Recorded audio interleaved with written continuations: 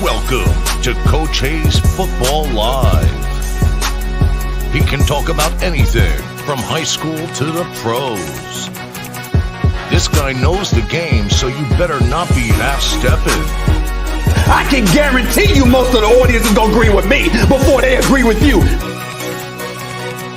Strap in, because Coach Hayes is about to crack your cranium and fertilize your brain. Go ahead and right here, right now. Subscribe now and check out CoachHayesFootball.com. What's up, everybody? Welcome to another great episode of Primetime Talk 16. That's right, y'all. We getting right into this deal. We're going to talk some Colorado stuff and some primetime talk. Appreciate y'all coming in. Let me go ahead and do this, make sure everything looks good, sounds good. There it is, already in the building. The producers in the building. I put a poll up talking about Charles Lester. Let me go ahead and talk about him now. He is a 5-star recruit out of Florida, out of the west coast of Florida, over in Sarasota, Riverview, Venice area. He played at Sarasota, Riverview, I believe, last year and has now transferred over to Venice. And I guess the play is last year. But there's a lot of talk about him. He's the number 2 cornerback in the country, a 5-star.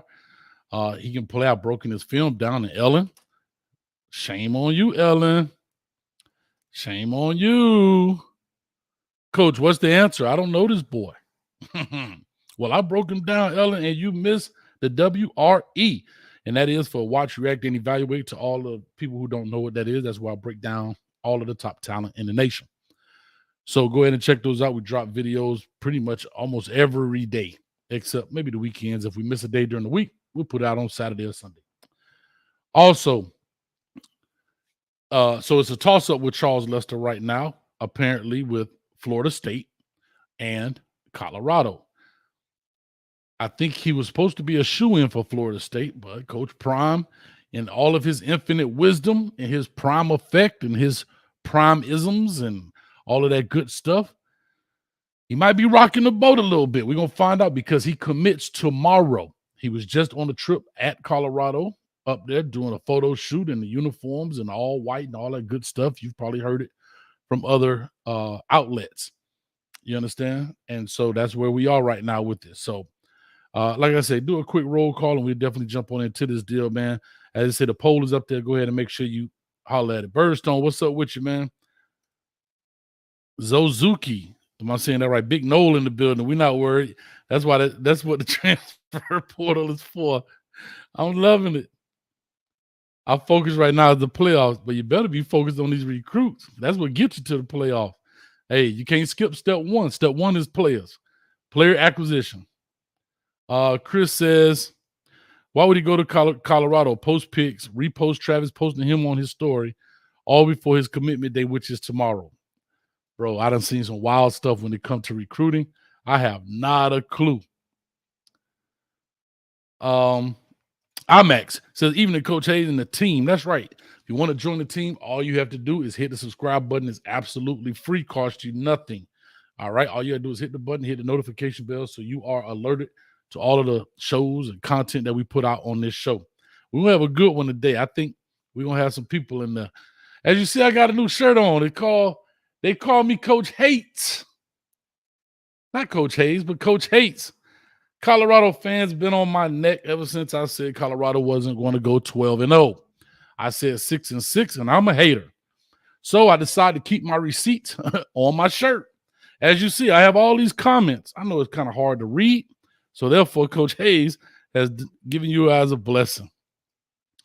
I'll go ahead and put the shirt up on the screen so you guys can see it and pass it along to all of the people that hate on me.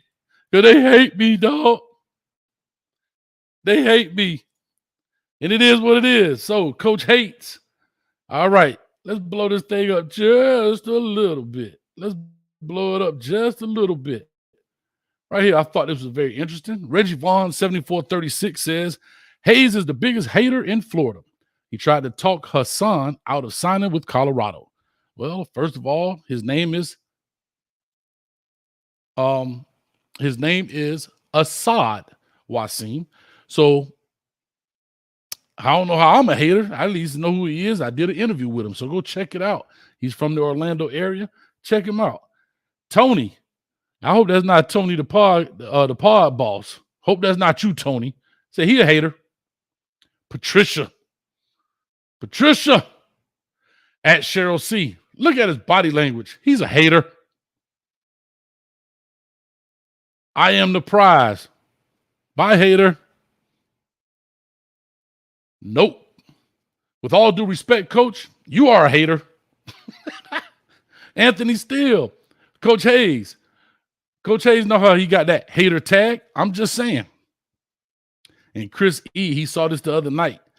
He's a beautiful hater. See if I could blow him up a little bit more. Chris E. says, you come off as a hater because on every CU live chat, you have something negative to say about Prime. But when you have Miami live chat, you are all praises with no defensive attitude. So there you have it, ladies and gentlemen. There you have it. This is the official. They call me Coach Hayes. No, scratch that out. Coach Hates. And I'm loving it. Because I don't see how that is. I will open up the phone lines. I want people to call in. We'll have a good time about it. Also, Coach got a Twitter beef going on. Huh? Man, 2 years ago, everything was cool. They had no problems. Everybody, Coach Hayes. Now, boy, Florida Gators back on my neck. Go check my Twitter out at Coach Hayes FB if you want to follow that. I think it's pretty funny. It's all fun, right? It's just fun. Nobody's serious about it. I'm not serious about it. But anyhow, I believe it was the hot top they were talking, which is cool. Like I said, I have no issue with Shelton and Dave. They're cool people, man. No ifs, ands, or maybes. They all right with me. But I don't know who the FSU gentleman was. I didn't catch his name. But anyhow, some guy reclipped the post or whatever, and he tagged me in it because they said the big three is now Florida, Florida State, and UCF. Florida State, UCF, they gonna cut out the crib? What? So I sent a tweet back, and they said tag all the Miami fans, so some guy tagged me. Cool. And I put one of the GIFs up there. Remember what a guy from Florida, Wilson, number 3, threw the shoe against LSU and they lost the game. And I put up there, I said, what did the Gators say to the Tiger? Shoe fly.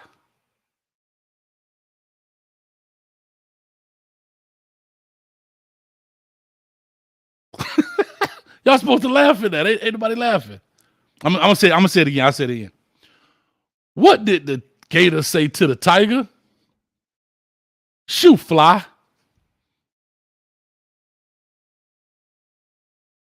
Man, ain't nobody laughing, man. Y'all terrible. Y'all ain't on my side. And then I also put up the one with Bobby Bowden, the great Bobby Bowden. I definitely give him his respect.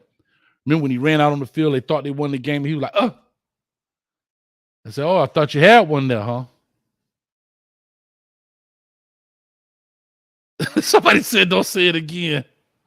Come on, man. I guess you had to be the CEO. You had to be there, right? Like, you got to see the meme. I mean, the GIF where he's throwing or GIF, whatever it is, where he's throwing the shoe. You get it? Shoe fly. Like, anyway. Dog, Ellen, you supposed to be on my team. You're talking about want. That's terrible. The LSU hate is crazy. Why they hating on LSU, man? Anyway, so that's where we are with this, man. We having a good time with it. I'll open up the phone lines here. Got a lot to talk about, but I just let you go in and get into the queue as well. 862-799-9956. Call on in and make it happen. Max, you said crickets. That's terrible. Yo, see, that's why they call me Coach Hates. Y'all be hating on your boy. Anyway, while Coach get his jokes together, go get your Po Little Timmy merch. That's right. Go get you some Po Little Timmy merch. You'll see the banner pop up right up underneath the phone number.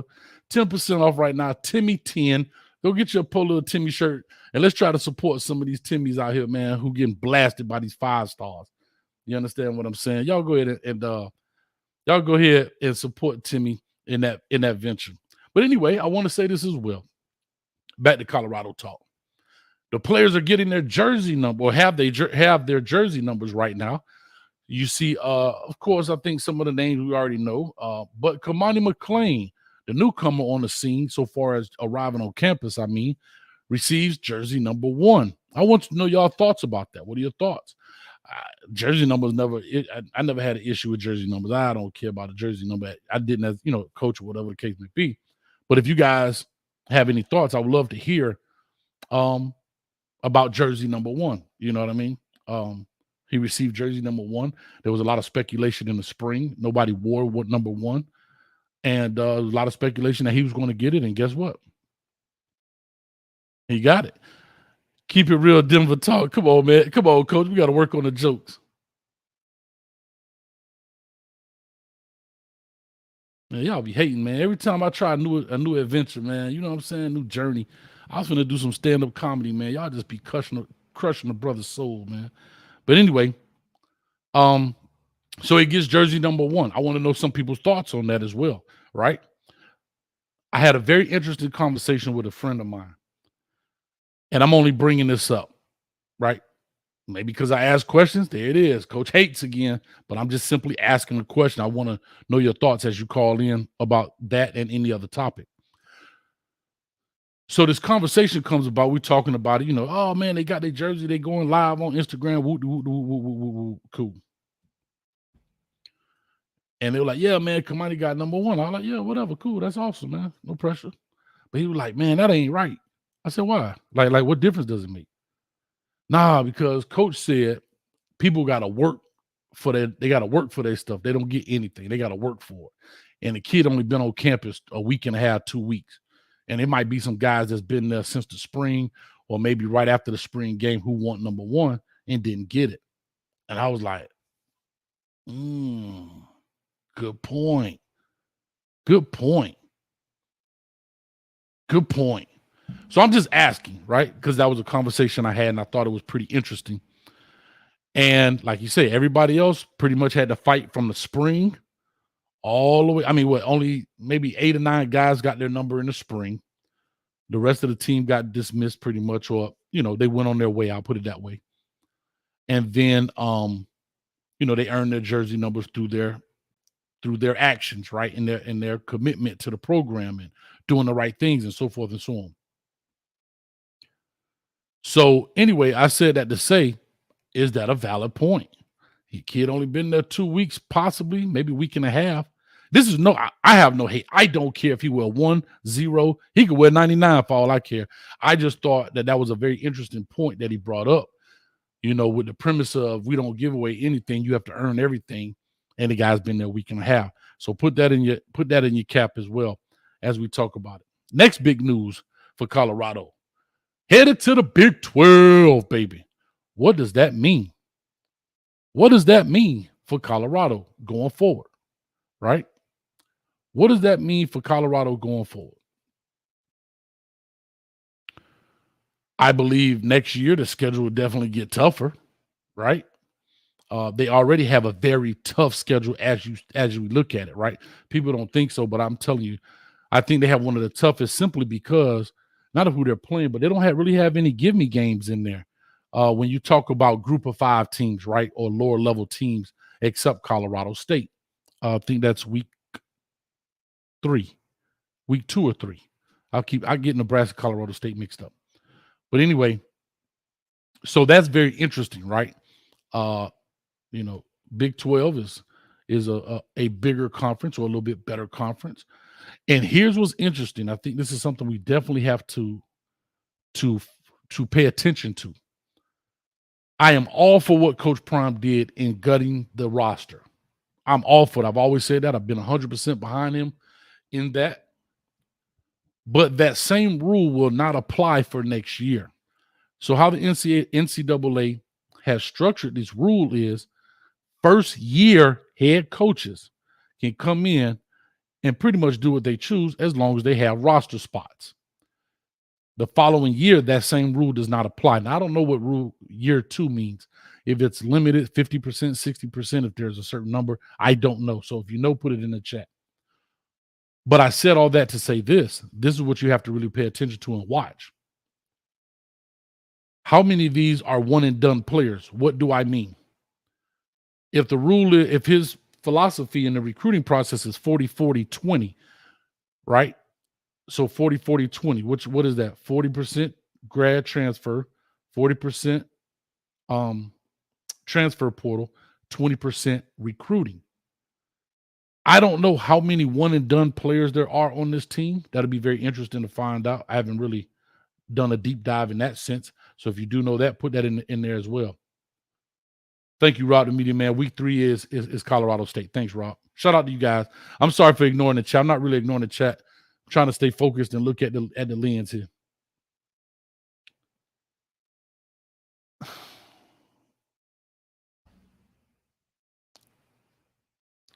So he says next year the Big 12 is easier. All right, we'll talk about that, Chris.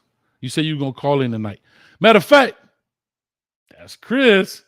There you go, Chris. Well, yeah, Chris. Hold up, Chris. That's the dude that made the shirt. There you go. Call on in, Chris. But anyway, so I said that to say you got to kind of watch roster management. And I think that's going to be something big. I know I'm speaking way down the line, but because Big 12, them going to the Big 12 is big news, that's why I'm just bringing it up now, not an issue.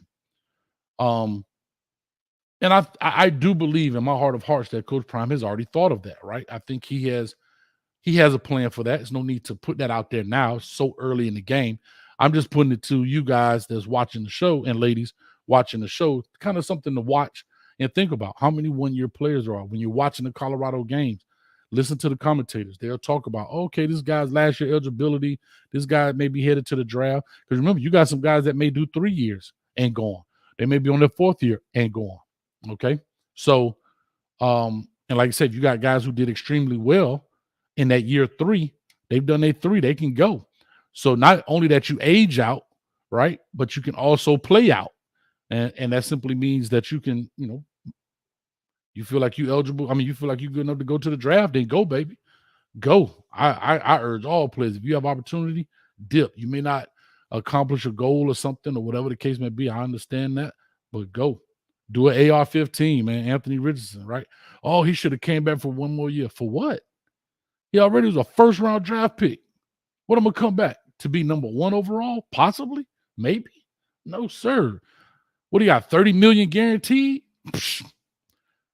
I'm going to give you, like Chuck Woolery, I'm going to give it to you in 2 and 2. I'm out. All right. So anyway, that's where we are right now. I see I got my man in the building, CEO in the back in there calling. So I do want to know your thoughts as we get into this deal. I want to know your thoughts on Charles Lester, right? The 5-star that's committing tomorrow from out of South Florida. Okay. I would love to hear your thoughts. Like I said, it was a great conversation I had, and I didn't think of that. And that's why I like talking to people, because they open your mind, right? About maybe Kamani McLean getting number 1 prematurely, right? Not my thoughts. It was a conversation. I thought, like, dang, I didn't think of that. That is what it is. What's your thoughts on that? Okay. And then the third, your Big 12 thoughts. Anything you have to say in regards to the Big 12. All right, let me do a quick roll call check here on a couple of people that I missed. Big LT in the building. What's up, man? Errol Spence versus Terrence Crawford. Let's go. Also, Coach Hayes is going to be, Coach Hates. Coach Hates is going to be at the USC game. Colorado USC game. I will be in the building. I'm going to go into the ring of fire. I will be there. Yeah, it's a big boxing match here this Saturday, man. Let me see here. New Buck in the building. Appreciate you. Butterfly 88, how you doing? Let me see here. A couple other people. All right. Prime Sports Media. Appreciate you stopping through. Peace and respect to you too, my brother. Thank you. Let me see here. Anybody else that I missed? There you go. Jonas in the building. He won't. I missed half of what you guys are talking about because I was trying to do my little monologue there. But anyway, that's where we are.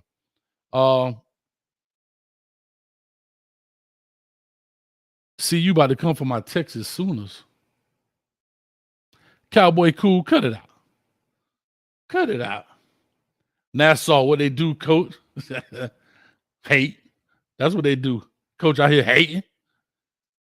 Chico, big dog Chico reacts. What's up with you, big dog? What's up with you, baby? You more than welcome to call in too, man. Let me know your thoughts on some of these topics that we're talking about. I know he does a show. You guys go check out Big Dog Chico. He was a guest maybe last week before last, something like that. All right. You just noticed the t-shirt. They call me Coach Hates. And I got my receipts on my shirt, Girls Club. All of them things they were talking about your boy, right? Got Tony on here. I got Vaughn on here. I got Patricia on here. I Am the Prize on here. I got Nope on here. I got Anthony Steele on here. And I don't put no receipts on paper. Let's put it on the shirt. Let's put it on the shirt. All right. Live Israel just subscribed. All right, let's get into the phone line. Go ahead and call in 862-799-9956. Let's have a good time tonight. Let's make it happen. Tony the podcast said, "Nah, that's the other Tony." you don't want to catch no friendly fire, huh, bro? You don't want to catch no friendly fire.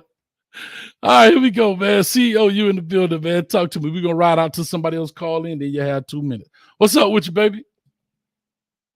Everything good, Cat Daddy. How you doing today? Man, I'm good, man. I'm just chilling, man. How you feeling, man? I feel good on this Thursday, man. Yeah, it's a wonderful Thursday. I'm out here enjoying me a nice old stick. Yeah. And I want to dress. Yeah, I got me a real nice. Got you, man. You need to put some cane juice with that stick. And that thing be hitting, be biting. Look at you. I got me some nice whiskey. Look here. Mm-hmm. I'm gonna address these three little topics that you just made. Okay. Or your monologue. Come on and claim get number one. I can send to you the actual video where Dion said that the single digits he would actually be issuing himself. Now I'm gonna ask you a stupid question. Okay.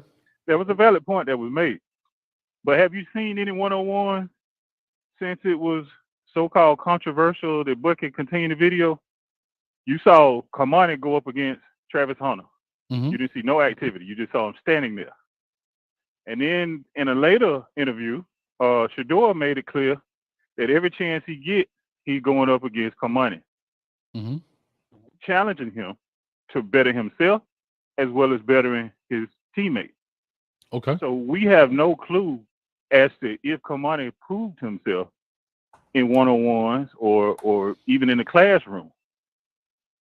And then at the same time, he is the number one recruit. I mean, well, how many people actually want? How many people gonna really fight over number one? Well, listen, I'm not tripping. Like I said, CEO, listen, bro. Yeah, I know. But the dude can wear a dash on his jersey. Can he catch a ball? Can he intercept tackle? That's all I care about. The dude could go out there with a T-shirt over like he did in Pop Warner. But all I'm saying is, I hear what you're saying. I think the real question is the amount of time. I think that's really more of a question. It's more the question of, like, if the young man was there since the summer like everybody else, I guess it makes sense. And I'm only posing these questions because I really thought it was a very interesting take on it, and I hadn't thought of it. And so I think, to your point, I completely agree. Yeah, I think it's more about, in a week and a half, what have you shown, right? Yeah, you've covered or you have been attacked, and Shador said, I'm going after you. And they should, right? Because you want to, iron sharpens iron, man sharpens man. And so, yeah, I totally agree with that. I think that that's why I say when sometimes as coaches, I'm not questioning Coach Prime. I'm just speaking from a coach's perspective. One thing I was taught as a very young coach, be careful what you say. Because one thing you can do with your team is you can unwillingly create dissension, right? I don't think people care about the number. I don't think people truly care about the number, CEO. I'm just talking about it could be another situation down the line or another situation. And so I know, I just know in coaching, if I say 1 + 2 is 3, but this Wednesday I can't say 4. You know what I mean? I got you. Well, even on top of that, in the same interview that Dion said that he will be issuing the single-digit numbers, he said that there wouldn't be no double numbers. But in all these pictures, there's at least 3 double numbers. Okay, yeah. So do they have sides of the ball, offense, defense? Well, yeah, because you can't have double. You can't have. Well, I mean, if you want to put double numbers on defense, you can. They just can't play at the same time. I mean, if you want to have two dudes out there with number 10, you just got to make sure they're not on the field at the same time. The referee don't care if they play offensive defense. You just can't have two at the same time. So maybe that's a way. Like, hey, you want your number for take pictures with? Cool, but you may not have that number come game one, right? And that's fine. And that's fine. And that's a great point. That's an excellent point, CEO, to say, you know what? He may have just opened it to say, bro, y'all go in the equipment room, asking for whatever number you have. I just want to be clear that these are not necessarily your assigned numbers. This is for picture day. So maybe that's what it is. Nothing wrong with that either. And that's a great, again, that's why I love having these conversations, CEO. See what you just did? Coach me, coach. You just said, okay. Yeah. I'm gonna start charging for my conversation time. Number 2, you said there are no gimme games. Gimme games. Bruh. It's not. Who can Stanford beat? What, they're gonna beat me in mathematics? They're gonna beat me doing an engineering project? What Don't I'm worry, saying, I'll wait for you. I'll wait. Yeah. What I'm saying, give me games. I'm talking about, and I clearly said group of 5 or lower tier teams. This is still a Power 5 program. I'm not saying they're not going to beat them, right? We're talking about a Power 5. I'm just being honest. I'm not saying that Colorado's not going to beat them. I'm saying when you look at, I'm just saying when you look at teams like Michigan, here's a perfect example with Michigan. Michigan, Jim Harbaugh, I brought this up the other day. Jim Harbaugh might get suspended or is going to be suspended for 4 games. Well, their first 4 games is Eastern Carolina, UNLV, Bowling Green, and are those considered gimme games? I got you. They're just like Georgia first game against Middle Tennessee. Hey, you gotta be. Hey, CEO, don't you do that. CEO, don't you? I'm from Florida. I can talk about them. Don't you do that. You know what happened with Middle Tennessee. That's a curse word on this show. I hope they. That's a curse word on this show. I remember. Yeah. Nah, and to the last one, so I can get out the way. Big 12, bro. Big 12. Mm-hmm. All right. Now I understand you got to be politically not at all. correct. I don't believe in that. I don't. Okay. Temple, UTSA, Charlotte, Rice, SMU, East Carolina, Memphis. Now Navy might put up a little bit of a fuss. Tulane, Tulsa, South Florida, Florida Atlantic, and UAB. Come on. What are you talking about? That's easier. What are you talking about? Florida Atlantic going to the Big 12 next year? I looked up the Big 12 conference, and these are all the teams. Now, I didn't specify for football or basketball. You looked up the wrong thing. You talking about Big 12 conference is Oklahoma State, Iowa State, Texas Tech, West Virginia. Oklahoma going. Oklahoma. No, I'm just naming what they are. Yes, you're right. Oklahoma and Texas are leaving. leaving. But you're still talking about Baylor. You're still talking about West Virginia. No, hold up. Wait. Let me make sure I'm right. Hold up. BYU? Come on, man. Hold up. You're still talking about Kansas State.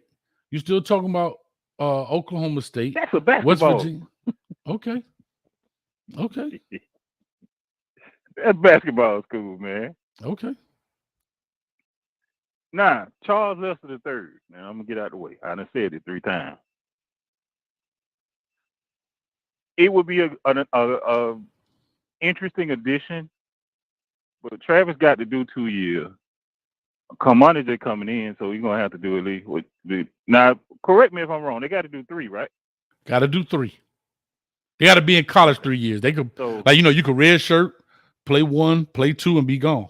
But you got to be in college 3 years. You don't have to play per se, but you got to be in college. Yes.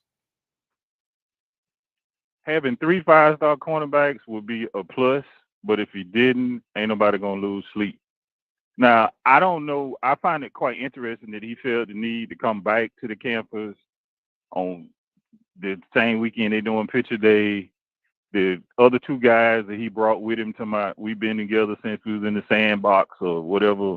Mm-hmm. One is a running back. I think one is a receiver.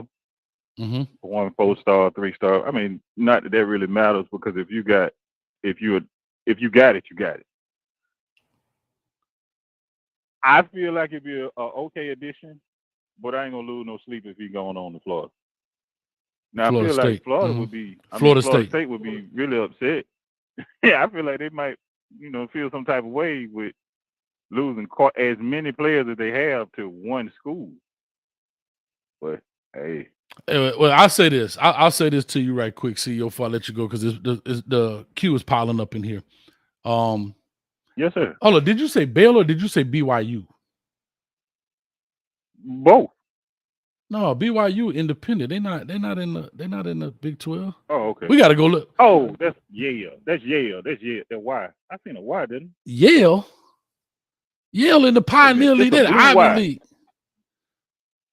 It's a blue Y, man. Man, that's a I know I WV for seen West that one. Virginia, man. You know what, CEO? No, but they don't. That stick you smoking got some wacky tobacco in it, man. No, man. You got some wacky tobacco in it. Hey. UCF is going to the No, Big 12. man. UCF is going to the Big 12 next year. I mean, what that for to mean? No, that might well be a group of 5. Oh, God. I was just saying the teams that are headed that way. That's all. All right. So maybe they. I mean, anyway. Have a good day. Nah, I don't have no good day. You know what I'm finna say, right? I'm going to always remind you. I don't need no reminder, bro. I ain't got no short-term memory loss. Long-term, middle-term, none of it. Just make sure that you got your ducks in order. All right. I ain't talking about no ugly duckling. I want all of them pretty and yellow. So say, Coach Hayes, slap yourself. BYU to the Big 12. Okay, they're going to the Big 12, but they all right. Anyway. Yeah, but I can't read. Now you can't. You can't. You said Yale, bro. You said Yale, dog. It was a blue Y. I seen a blue Y, man. Okay. All right, man. I'm trying to find I'm going to holler at you. It is Yale. Take care. All right, brother. Thanks, man. 6406 coming to you. Call to talk to us. You got 2 minutes. Like I said, we got a lot of callers in the queue right now. Go ahead. Talk to us. Tanisha, how you doing? Most definitely. This Tony the Power Boss. What's going on, Coach? Tony, that ain't you on my shirt, is it?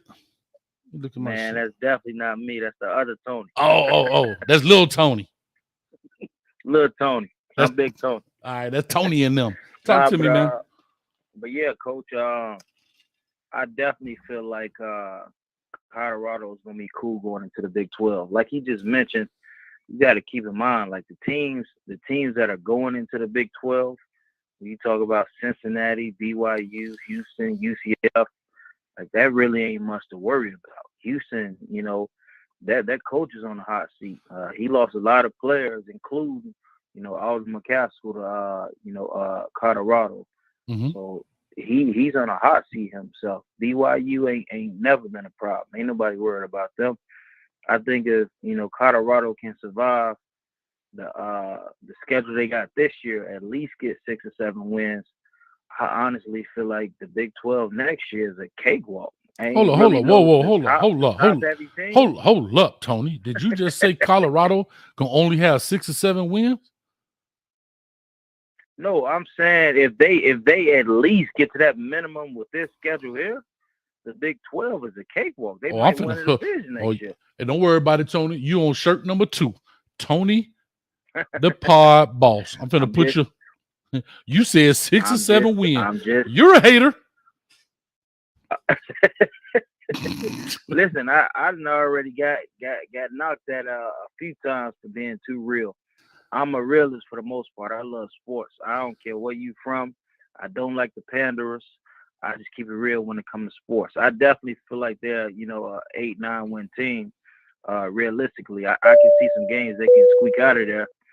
You're gonna get some teams. They're gonna catch them lacking. Mm-hmm.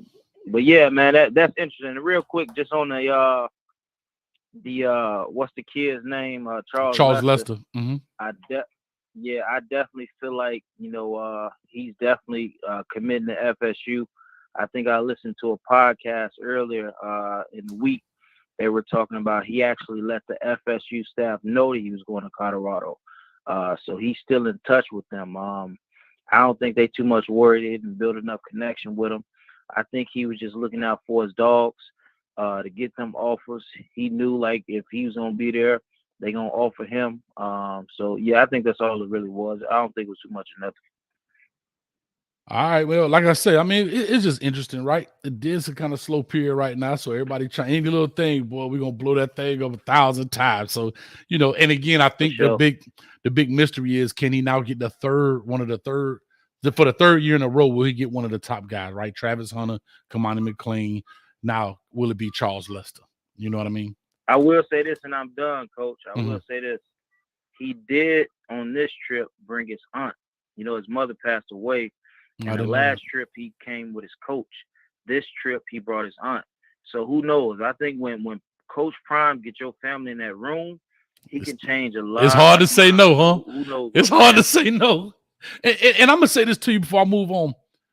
I have to say this. If I'm a cornerback, I've said this before. Why not Colorado? Like, why not? Why not? And here's my thing. He still has a year to go, right? Meaning he's not going tomorrow. He can commit. We've seen kids decommit. I would go to Colorado. I would love to see how the cornerbacks play, right? Especially if I'm a cornerback. If I'm a corner, why not? Can I be honest? In this game today, I know people don't want to hear this. If I was a prospect, I don't care about wins and losses. I care about development and moving on, right?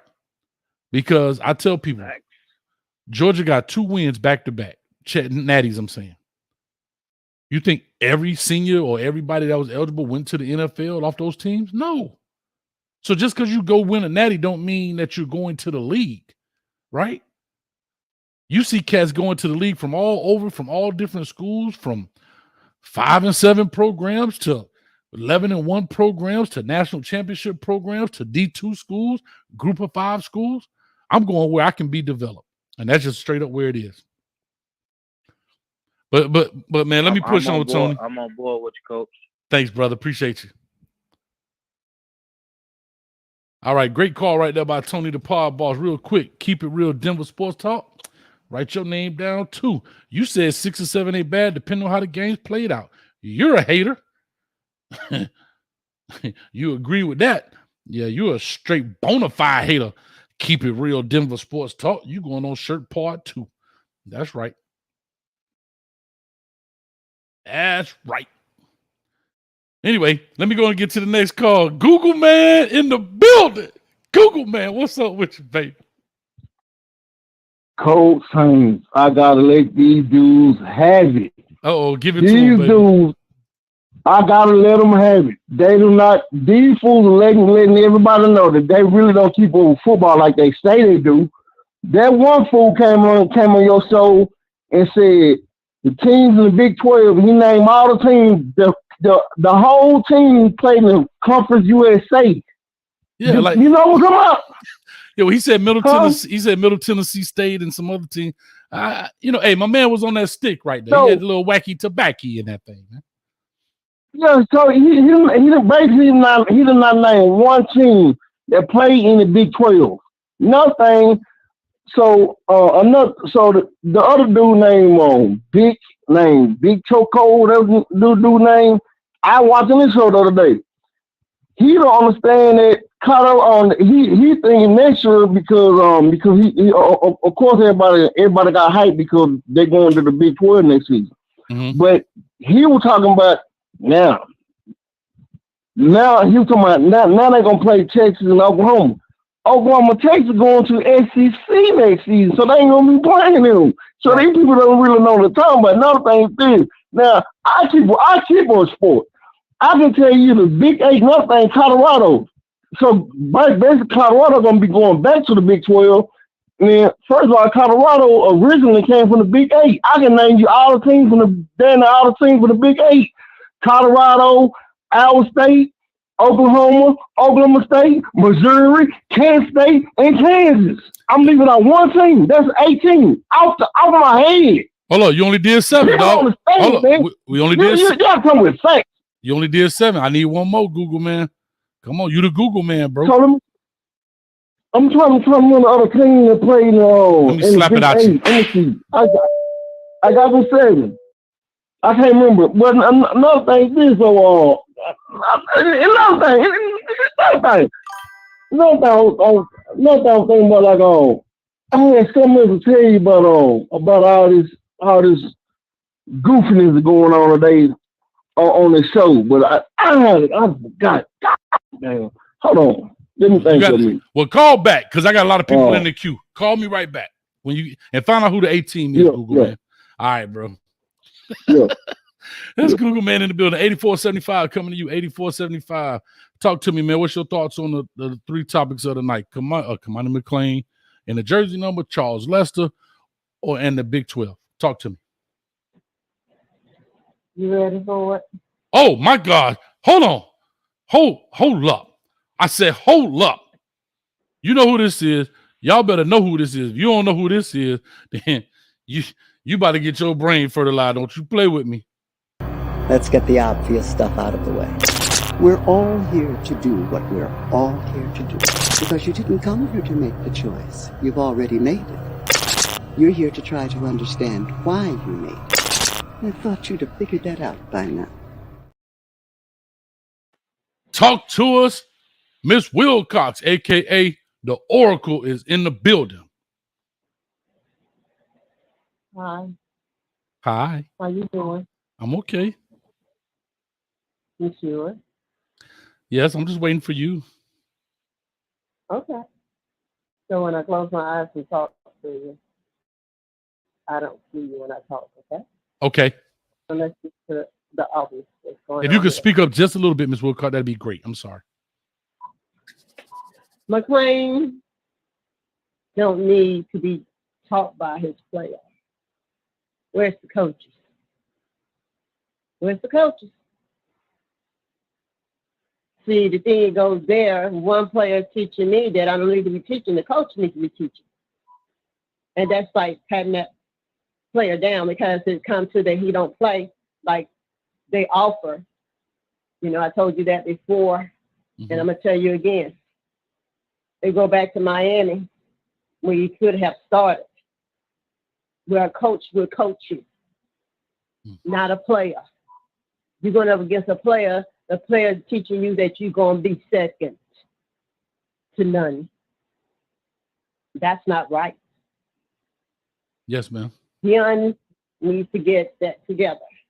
The other guy, well, he got choices. Colorado and other schools. But at the same time, why he didn't have UM on this list if you really want to get paid. Y'all keep saying y'all got money, and y'all know it's a recession, a reset.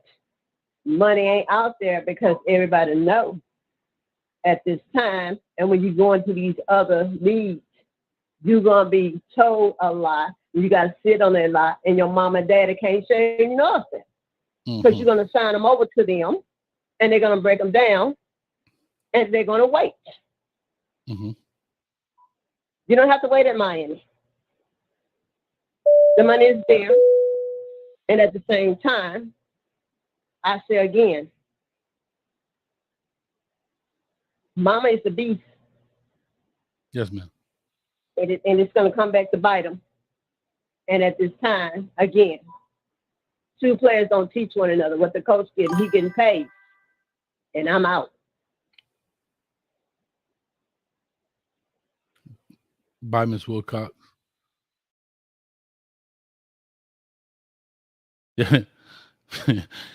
For all y'all newcomers up in the chat, y'all better know that's Miss Wilcox. She don't play. Huh? I told you, you may not get it right now. You're going to be at that red light, or you might be at a drive-thru at McDonald's getting a Happy Meal or something. Talking about supersized meat, and you're going to be like, oh, I got it. That's what she was talking about. Your gray matter Glock just got loaded. Now go shoot that fire. Y'all better stop playing. I got two ladies calling in. Uh-oh. Come on, ladies. Don't be scared to call in because I got my girl Sheila from Colorado in the building. What's up, Sheila? Hey, Coach. Okay, I'm going to talk about your three topics. Yes, ma'am. Charles Lester first. I think he's going to go to FSU. I think it's a publicity stunt. I think, if he comes to Colorado, it'll be great. But I think that, he's young and he may commit to FSU and may have a change of heart later on, but it is what it is. If he comes, he comes. If not, we still gonna be all right. Mm-hmm. And then on Carmani and number one, Coach Prime, and I'm just trying to recall, because I be absorbed in Colorado stuff. And I think what Coach Prime said was that he was going to choose who get number one. It was never up for debate of competing for it. He said that he was going to pick number one, and he said, you got to be that guy. And if he felt like Kamani was that guy and he wanted to give him number one, that's what he did. Now, I think he gave him number one, too, because, he's 7 money or whatever he called himself. And Cam got that number. And Cam already gave up his number 12 to Travis when he came to Jackson State and got 7. And I don't think Coach wanted to have Cam give up his number 7 again. So he gave it to Kamani. And I'm okay with that because there's been a lot of guys that just came in after spring ball that got, and they haven't even done all they've done is workouts. They haven't even done anything on the field.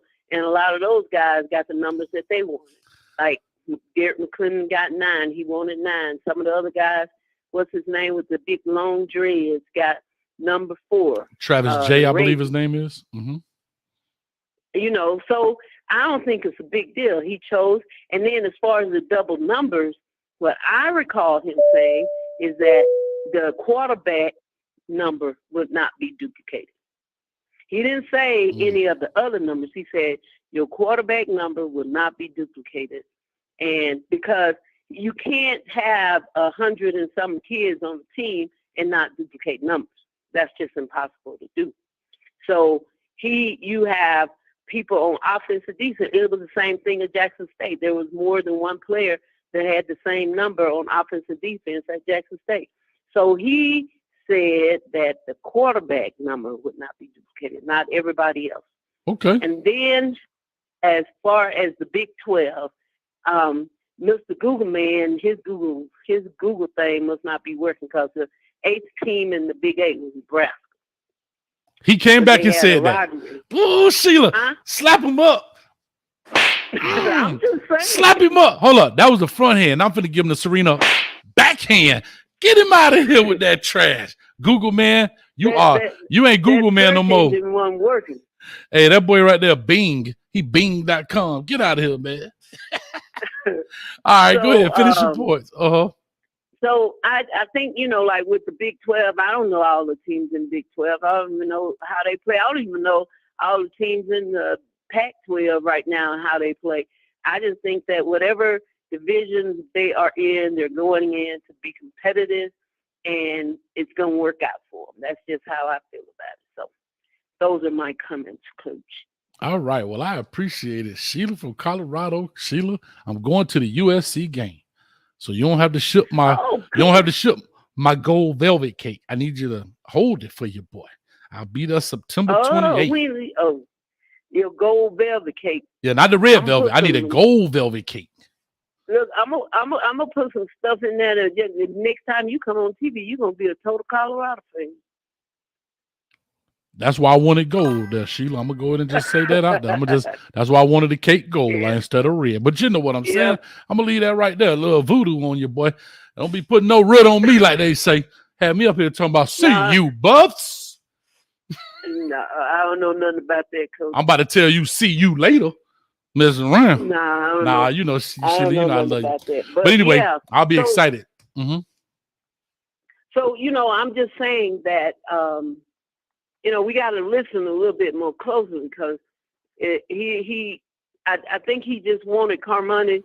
It was his number to give, and that's what he chose to do with it. And just like when Travis went to Jackson State and he wanted number 12, and Cam gave it up for him because Cam had been wearing number 12 since high school. Because I watched that overtime season when they was in high school playing, and Cam been playing with him. So Cam gave up number 12 to Travis. And so took number 7 last year. And so I don't think it was fair for Cam to give up his number again. So as a consolation, he gave Cormanley number 1. All right, there it is. Sheila, I appreciate you. I really do. Thank you so much. All right, Coach. All right. Talk to you. Bye. Yes, definitely. I see old school in the building. I got to call it before you, old school. I see old school. I thought old school ran from me, man. Anyway, when I call him, I'm gonna call him on FaceTime. I'm gonna call him FaceTime. I'm a dog right there. 2294 coming to you. 2294. Call to talk to us. Give us your name, where you calling from. What's your thoughts? So what's going on, Coach? This is Marvin Brown. Marvin Brown, what's up? Tallahassee, Florida. All right, talk to me, man. What's your thoughts, man? Yeah, Coach, man, I heard you on the phone with somebody else not too long ago, and I was listening to you talk about you were saying if you was a DB, you would go to Colorado. Mm-hmm. And I somewhat see what you're talking about, but I wanna like fully understand, because I'm gonna be honest, Coach, I ain't really get your point all the way. Besides, like, yeah, Deion Sanders, but the development part, you know what I'm saying? I ain't really get that. I ain't really understand that part. Now, obviously, I'm an FSU fan, but I want to hear some more of your point on that. All right, no problem. So when I look at college football, right, and I've always done this with players, right? Everybody knows I'm a Miami Hurricane fan, born and raised in the county of Dade. All that. I still got a 305 phone number. All right. And people think the show number is like my phone number. They be calling all the time on that. But anyway, and that's okay, right? But I love football. But as you see behind me, I got plenty of players that I coach, more over here in this crate, all that kind of stuff. I've always advised my players to go where you can enhance your game. Okay. And so what I was saying, I brought this up in previous shows. I talked about if I was a quarterback, it'd be 3 or 4 different quarterback coach. Like if I was in the driver's seat of my recruitment, right? Like if I'm in the driver's seat, some kids have to go to the school that chooses them. But kids that are the top 10, they go to the schools that they choose. There's a little difference, right? Some kids just have to go to whatever, school that chooses them. But these guys are in the driver's seat. I'm not saying Florida State has a bad deal by any means. I think Charles Lester, whoever, will still be good players. I'm just simply saying, like I said, if I'm a quarterback, I'm looking at Lincoln Riley. I'm looking at Lane Kiffin. I'm looking at Ryan Day if I'm a quarterback, right? And maybe possibly Josh Heupel, depending on how he turns out with this thing. If I play interior line, I'm going to Clemson. If I'm a DB, I'm going to Alabama. Like overall, like if I'm a safety, I'm really probably going to look at Alabama. If I'm a wide receiver, Ohio State. That kind of thing. Does that make sense, what I'm saying? So the reason I bring up Kamani McLean at cornerback, not safety, but cornerback, why not get that tutelage from, not even arguably, I've always said it, the best to ever do it. And he's been coaching, right? Because one thing about the cornerback position, and this is why you see cornerbacks usually get drafted from all across the globe, not the globe, but the nation at different schools, because it truly is a solo man's game. Yeah, you have some help from safety depending on the call, but a lot of things that you do on a football field is really you, right? If I'm a D lineman and I'm running a stunt, well, the dude didn't pick the guy off, right? If I'm a linebacker and I can't scrape because the 3 technique getting washed in front of me, at corner, you really, like Revis Island, you out there pretty much by yourself, and your technique can show to GMs and NFL pro scouts and coaches. So why not? Here's the beautiful thing about it. So here's the part 2 of that. If I go there the first year and it ain't what I thought it was, I can always hit the transfer portal. You don't think anybody gonna take the number 2 cornerback in the country? That's an interesting point. I got another point, and I know my time because I heard the bell. Right? But I talked a little bit. But go ahead. People, okay, I know the people gonna kill me in the chat for this, but I mean, honestly, Coach, by me just looking at it, like it ain't. I mean, Deion, he still. Let me put this out first. I know Deion, he's still a new coach, but realistically, like being that he's a new coach, he hasn't put too much in the NFL yet, as far as like cornerbacks and all that type of stuff. And I feel like it's other programs around the country, not even Florida State, like up under Mike Norvell, he hasn't like put too many DBs in the NFL for real. But I say this, like, because I know you had a point where you were saying like if you was a recruit, you're not too much looking at the wins. You're looking at like who could possibly like develop me the best. But I feel like if you winning, I feel like you gotta have some type of development going on at that program, if that makes sense. You're 100% right. I'm not everything you said, you are spot on. Nothing you said I can dispute. I was just saying if I have the pick of the litter, and you notice the teams I'm talking about are winning programs. And when I said I'm not looking at the record, what I mean is I'm not talking about the 1-11, right? I'm talking about winning national championships. Maybe, they got 4 conference titles in a row. Like that, to me, as a recruit, that wouldn't move me as more as where do guys go, right?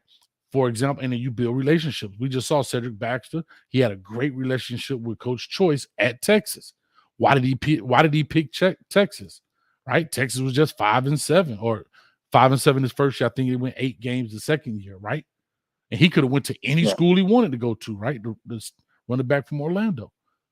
But he had a good relationship with Coach Choice. When I talked to him, he liked how Coach Choice developed. He talked to former players that played for Coach Choice, that kind of stuff. And so to Zoo's point, he says assistant coaches build players, not head coaches.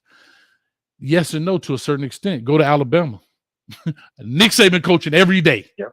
Every day he coaching. You don't think Ryan Day out there coaching quarterbacks every day? You don't think Lincoln Riley coaching quarterbacks every day? You don't think these guys coaching these guys every day? Now, as a rule, Zoe is correct. But there are some things where guys are in the mix. You don't think Mario Cristobal is at with the O-line with his homeboy every day? Yeah, he might have to step off and, hey, y'all get right over there. But he going to go make sure that's going to be right. And so that's what you have to kind of look at in that sense. But to Zoe's point, yes, he's right. But there's also some guys who dibble and dabble. And if you ever notice Coach Prime, and I'm not saying this is no hate by any imagination, when he talks X's and O's or he shows stuff, he's always talking to cornerbacks. He never I've never seen him do any coaching with D-line. I'm not saying he can't coach, but when the camera's on him, he's always giving examples to the DBs, to the corners, because that was his specialty. That was his wheelhouse. Right. So that's where I am with it, man. But I got to push. I got a lot of people popping in this deal, man. But go ahead. For sure, Coach. Appreciate it, Coach. Hey, one more thing, Coach. Miami going 7-5 this year. Colorado going 5-7 this year. And I'll save my Florida State position for later on. But appreciate it, Coach. Hold on, real quick. What's your name? Put you on the shirt too. You next. What's your name? Put you on the. Y'all can look me up. Y'all can look me up at no highlights on Twitter. I know some of y'all probably already been trying to, you know what I'm saying, talk trash on Twitter or whatnot. But I shut y'all down real quick. No, but y'all can look me up on no highlights on Twitter. You going on the second shirt? You a hater? I'm just messing with you, bro. Appreciate you, brother. Thanks, man. Hey, go jump in that Twitter beef on me and then. How about matter of fact, did you see that Twitter beef on me in? Oh, no, I didn't. Go check it out and go jump in there and jump back and let me know what you think. Boy, I don't play, boy. I don't play. All right, brother. Okay, thank you, man. All right, I got to go. All right, man. All right, we going to the next one. Oh, man. Here we go. Old school. This is going to be a good one. If you come on here talking, let me see. Old school. Yeah, here you go. Old school. What's up, man? Hey, what's going on? Can you hear me?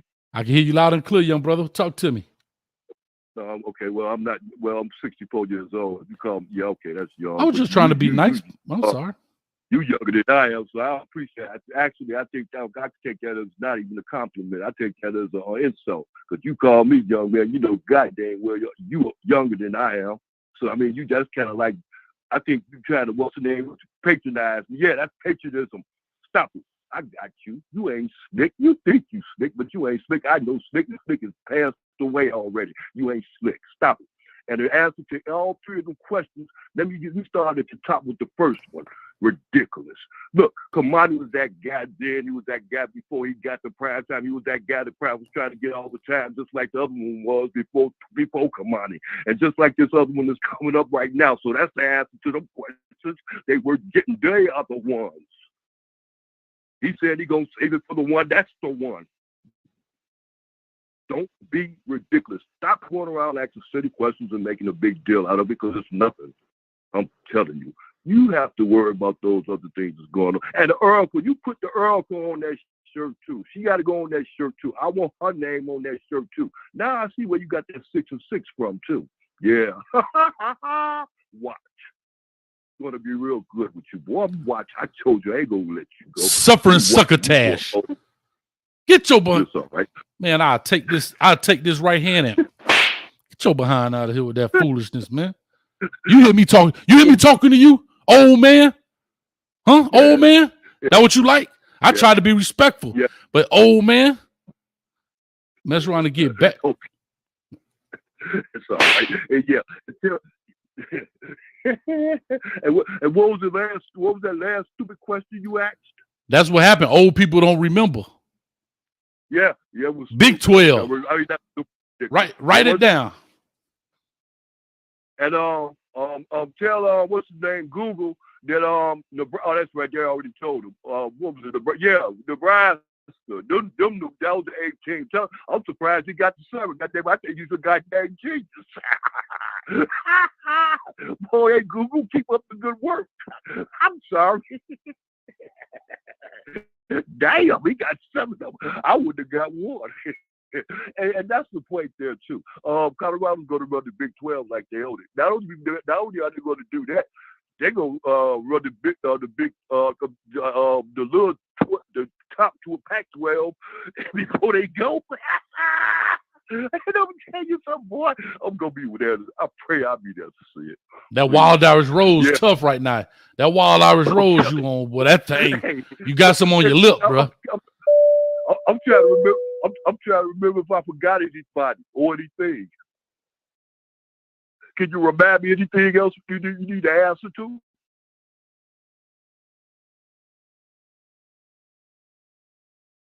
No, I'm good. I don't want no problems, old school.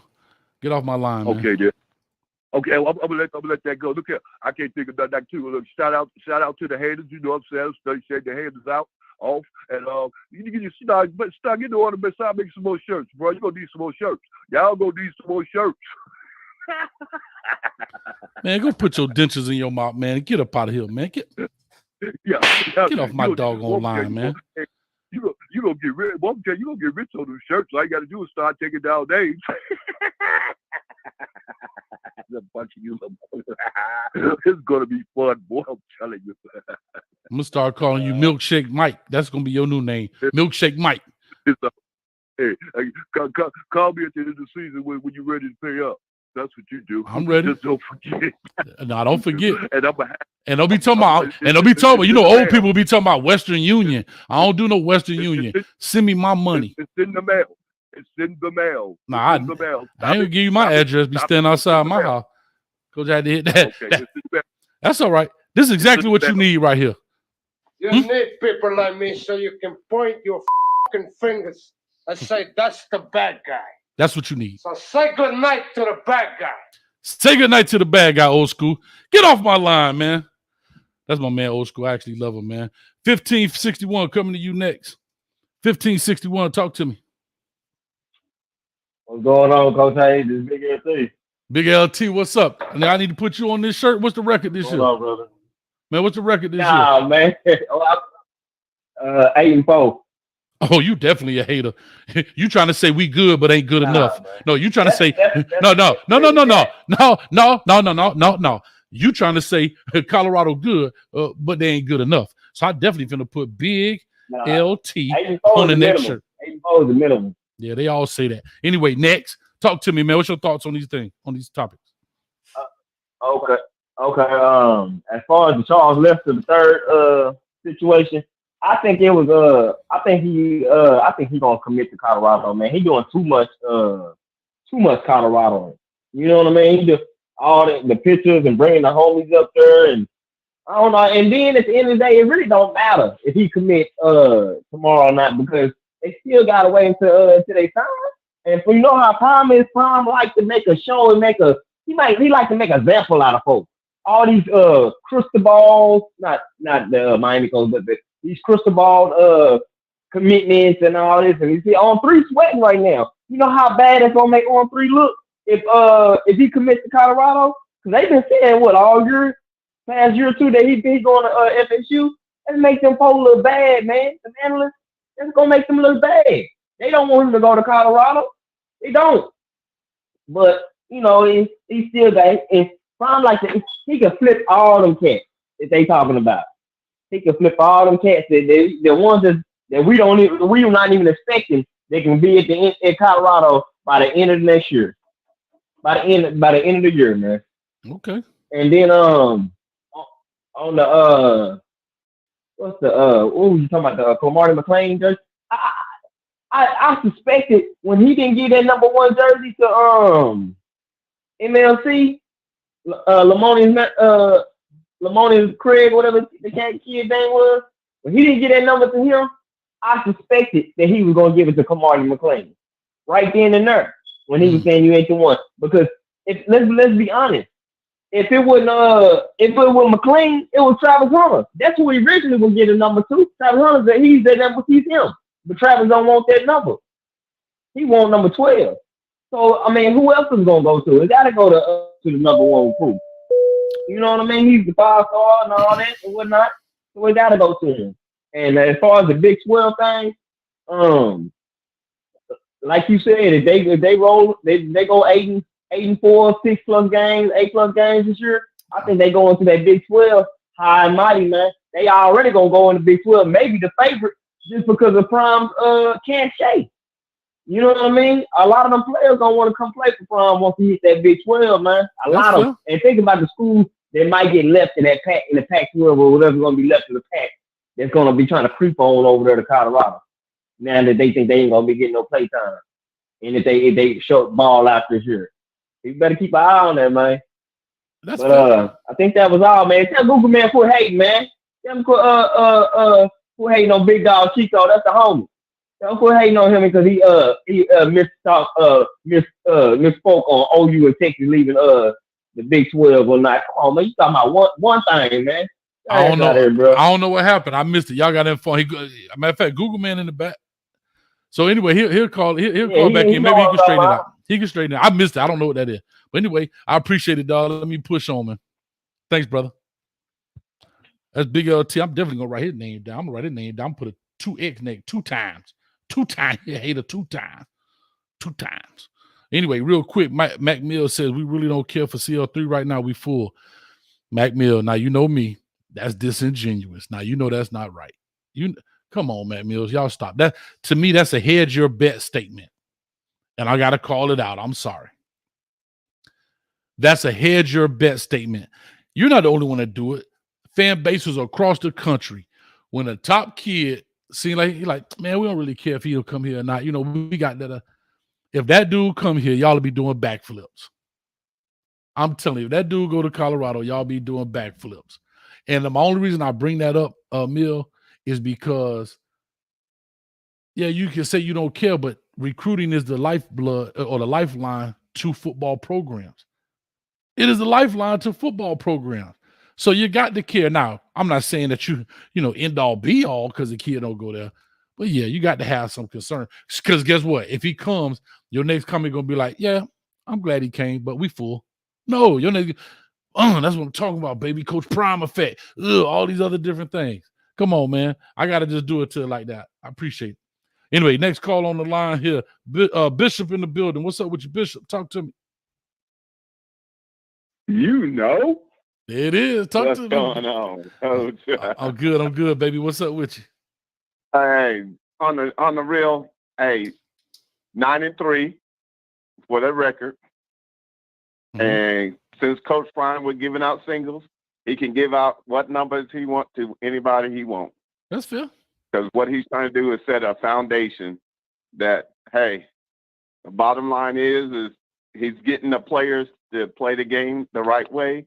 Mm-hmm. And he's, like he told y'all, he's coming and he's bringing Louis Vuitton. So, hey, he didn't make no shorts about it. He told you. And it's just a matter of we haven't seen somebody that talks the talk and walk it as well. It's going to be interesting, baby. Like, we all know, like, everybody's on pins and knees. I don't care what nobody say. Everybody's watching this TCU game. It's going to be a prime time, no pun intended game. It's definitely going to be, I'll put it this way. Yeah, I treat it like the Floyd Mayweather effect. Hate it or love it, people are going to watch it. Now, do that mean they're going to watch the whole game? No. Depends on how it looks. They may just watch to the half, right? But guess what? They gonna be there at kickoff. They gonna be there at kickoff now. Now that I know. You know what I'm saying? But other than that, everybody gonna watch no that doubt. game. And you know what?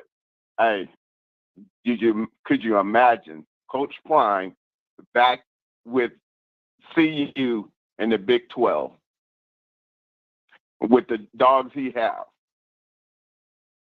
Yeah. Making them people run the full 100 yards. Y'all ain't seen the handwriting on the wall.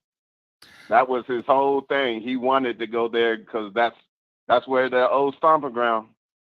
Point blank. Better check the handwriting.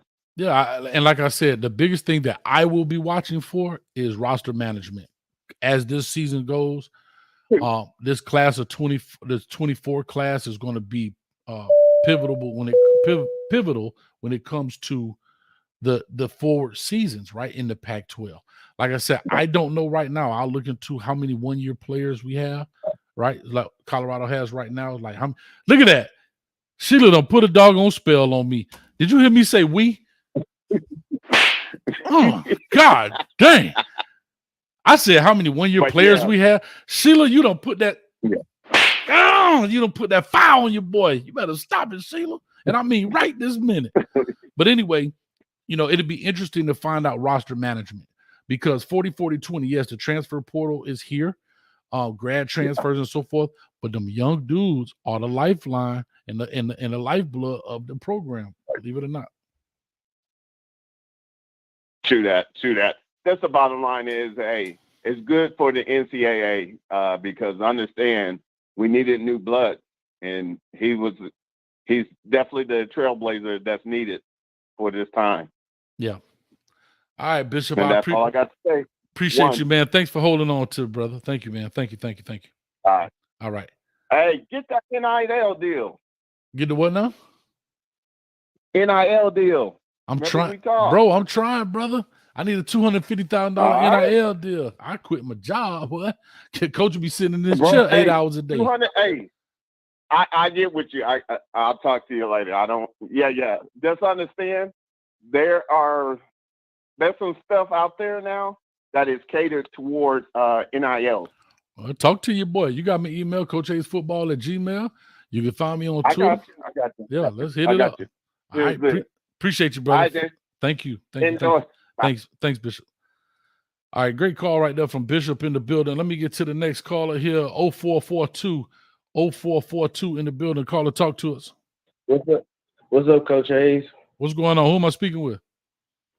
This Neckbone, man. Oh, Neckbone. I saw your comment in the chat. See, you thought, matter of fact, let me write your name down because you thought that you were just going to say hater and get on the shirt. Oh, no, Neckbone. I saw you. Yeah, you on the shirt too. I didn't kind of took pride in my name. If I'm a hater, let's be a hater. But let's stick to the topic. Kamani McLean, Charles getting the number one. Mm-hmm. I think he kind of went off on his word. I'm gonna keep it real because I'm not a yes man. He got in that press conference and he went to saying, "Oh well, how you the one and you ain't the one?" Okay, sir. The guy hasn't played a game yet, and it just pissed. I'm sorry. It just makes me mad at these people who don't know nothing about the game itself. Just they're eliminating the whole NCAA with the kids who've been there for years playing, and you get these fans to come in and say nobody else matters. Coach Prime is going undefeated. Nothing matters. Y'all are the people who are going to be. I want to see y'all faces when people start going for two, doing onside kicks and everything, and it's coming up Pac-12 season. I want to see y'all, and I want y'all to stand in the paint. And I want y'all to take pride in being a Coach Prime fan when he only wins 2 games next year because he hasn't proven anything. Shador and Travis Hunter haven't proven anything. That's why when they were taking pictures at the Pac-12 media day, they were at the side at the back. You could hardly even see them because all the other players covered them up in size difference. You have to give Shador time. He's never been the star. He never had to compete for anything. So when he gets to the NFL, it's going to be his first time having to compete. Travis Hunter hasn't played in the Power 5 level yet. He's a great player, don't get me wrong, but he hasn't competed yet. You put all these pressure on these kids, you haters, that's really haters. And when it's time to play the game, just stand up, come on Coach Hayes' show, and say, you know what? He lost. I'm still a fan. Okay, he goes to the Pac-12. He wins 6 games, something that's understandable because they played already. He wins 6 games. Yeah, hooray. But, I mean, as far as the Charles Lester cat, I feel like he's going to end up decommitting because he's going to commit to Colorado, but he's going to end up decommitting because whatever the top 4 team is in the playoffs, he's going to transfer. He's going to commit to that team because I feel like it's going to be I want Coach Brown to win, but I feel like it's going to be a sad season because you got to put in the work, man. You got to let the season go by. And I feel like he's going to be, okay, well, what difference am I going to make?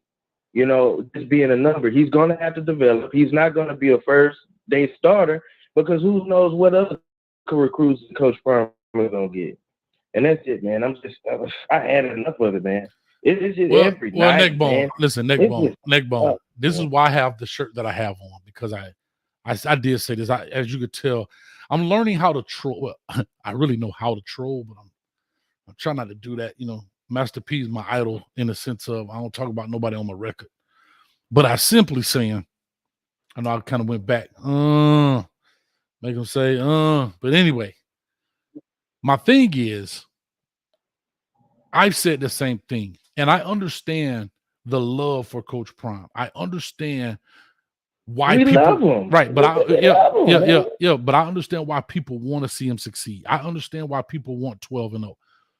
But what I want people to understand that sometimes you create so much love for people that you also create the target. And you have to remember, so the haters, right, or the people that don't want to see him succeed now use that as ammunition. What do I mean? I'll just quickly say this.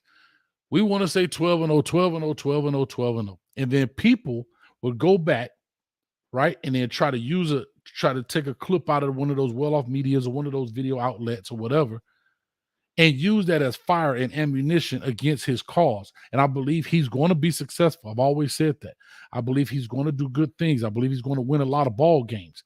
But there is a process through this deal, right? He personally is in uncharted territory like everybody else. Yes, he is Coach Prime, but he's still a human being. And he's in a game that he doesn't always have full control. What do I mean? I'm not saying he's out of control with his team. What I mean is you're still dealing with 17-year-old kids, 18, 19-year-old. They're kids in my eyes. You're still dealing with 105 different mindsets.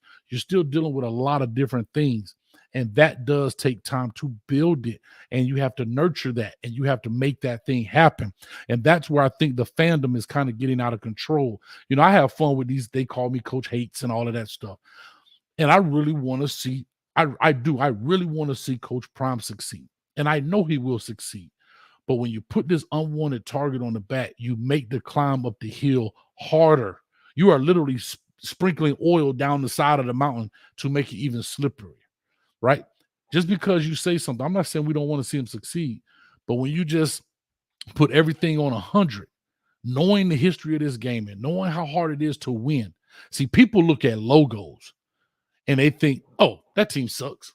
Look at that logo. Oh, that team sucks. But dog, we've seen it. Any given Saturday, anybody can get whooped, right? Let's be honest. People want to talk about USC. Oh, they got whooped by Tulane.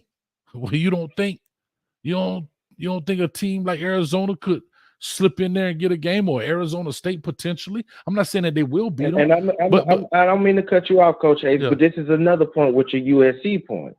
They played in North Carolina Central. How many games did North Carolina Central lose in the MEAC? They lost more than one game. So my thing is, with your point, any team can get it every night. And what's crazy about this whole thing is that's a big game. That's a game at the end of the year that Shedeur hasn't won yet.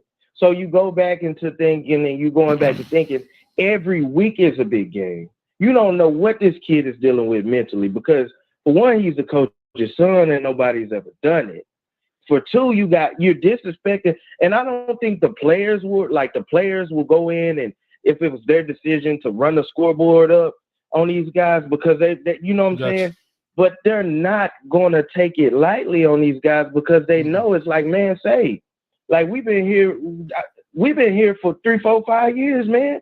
And these guys are coming from SWAC schools, coming from schools that they didn't play at, that they might have been the third string or the second string, and you're putting all this pressure on these kids, man, and you just don't know. So you gotta play with the analytic mind, man. Who can they actually? When I say they win in 2 games, who can they just talent for talent beat? I can't go over that because I got so many people. Yeah, I got so many people in the chat. But to your point, we'll talk about that. We got a couple of more Sundays. I mean, it's a couple of more Thursdays to get it in. But no, I get where you're coming from. And again, I totally understand. But let me get to these next callers, man. Thank you, Coach Hayes. Anytime, brother. Appreciate you. All right, let me get here. I got Studio One live in the building. Hold on, Studio, before I get to you. Tanisha said, and Tanisha, you said you were calling in tonight. So I need you to call because I need to talk to you about this right here. Here's the thing. Coach Prime has made people believe, and I don't think there's anything wrong with believing in him. You are 1,000% correct. You are 1,000% correct. All right. And that's the thing.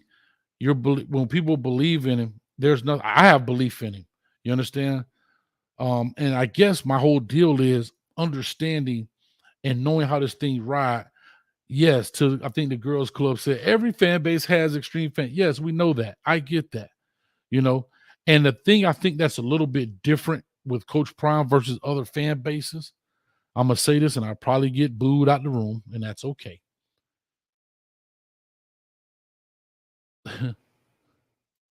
You have a lot of people that didn't even follow him at Jackson State. You have people now are Prime fans just because he's at Colorado, and that's okay. Nothing wrong with that. There's nothing wrong with that. What I mean is now you coming in with this crazy expectation, and it's like you can't even talk to them. It's like, wait a minute, bro. See, some people are fanatics to the girls' club's point, but their granddaddy, their daddy, the great-granddaddy, the mama met the daddy at the school. Like, it's ingrained in them. It's like you literally cut them and they bleed whatever color it is. They name their dog after the mascot, that kind of stuff.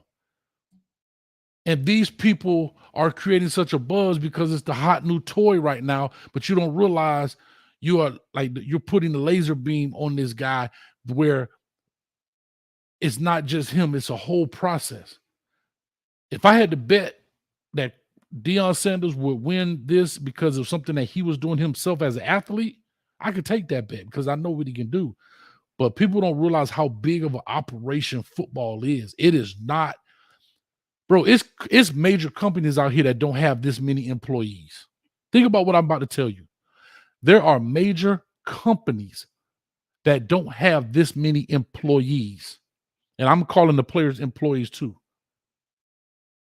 When you're trying to get 105 dudes, 115 dudes on the same page, probably 20 to 25 on the coaching staff, that's including GAs and quality control and yada, yada, yada. The training staff is on this is a complex operation. And I'm not saying Coach Prime can't do it, but that's what people have to truly understand. And let me go on and get back to my point because we got callers in the building, but I'm still waiting for you to call in. Chrissy, I see you too. Better call in too. Don't be running, Chrissy. Anyway, who that? Oh, Studio One. Studio One, talk to me, baby. What's up, baby? How you doing, man? I'm good, man. Appreciate you holding, man. We got quite a few in the building tonight. I know. Listen, I got a treat for you today. What you got? Colorado, listen. Okay. All right, check this out. I broke this schedule here down into 3 categories for Colorado. 4 games in each category. And you know I'm a handicapper. I'm a sports bettor. Mm-hmm. So I had to look at this. We look at these teams like stocks. Okay? They are stocks. They got prices to them. In Vegas, sometimes they give a good price for a team. You know, you can make a little money, right? Mm-hmm. I just, they're high risk, high reward stock here. I could see based on the initial analysis. What I mean by that, okay? Mm-hmm.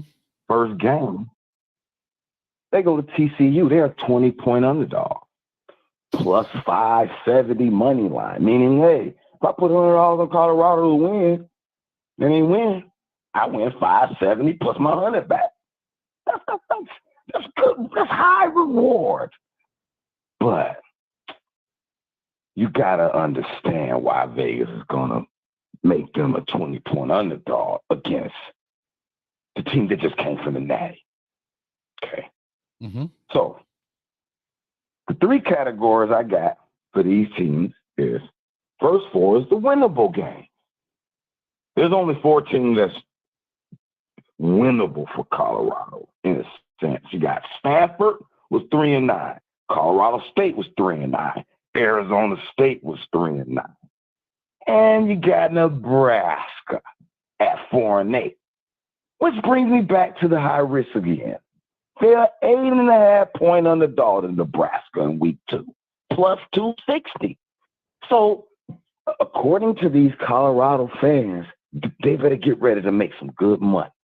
Because you put on, you up $800 and something dollars, according to our Colorado fans.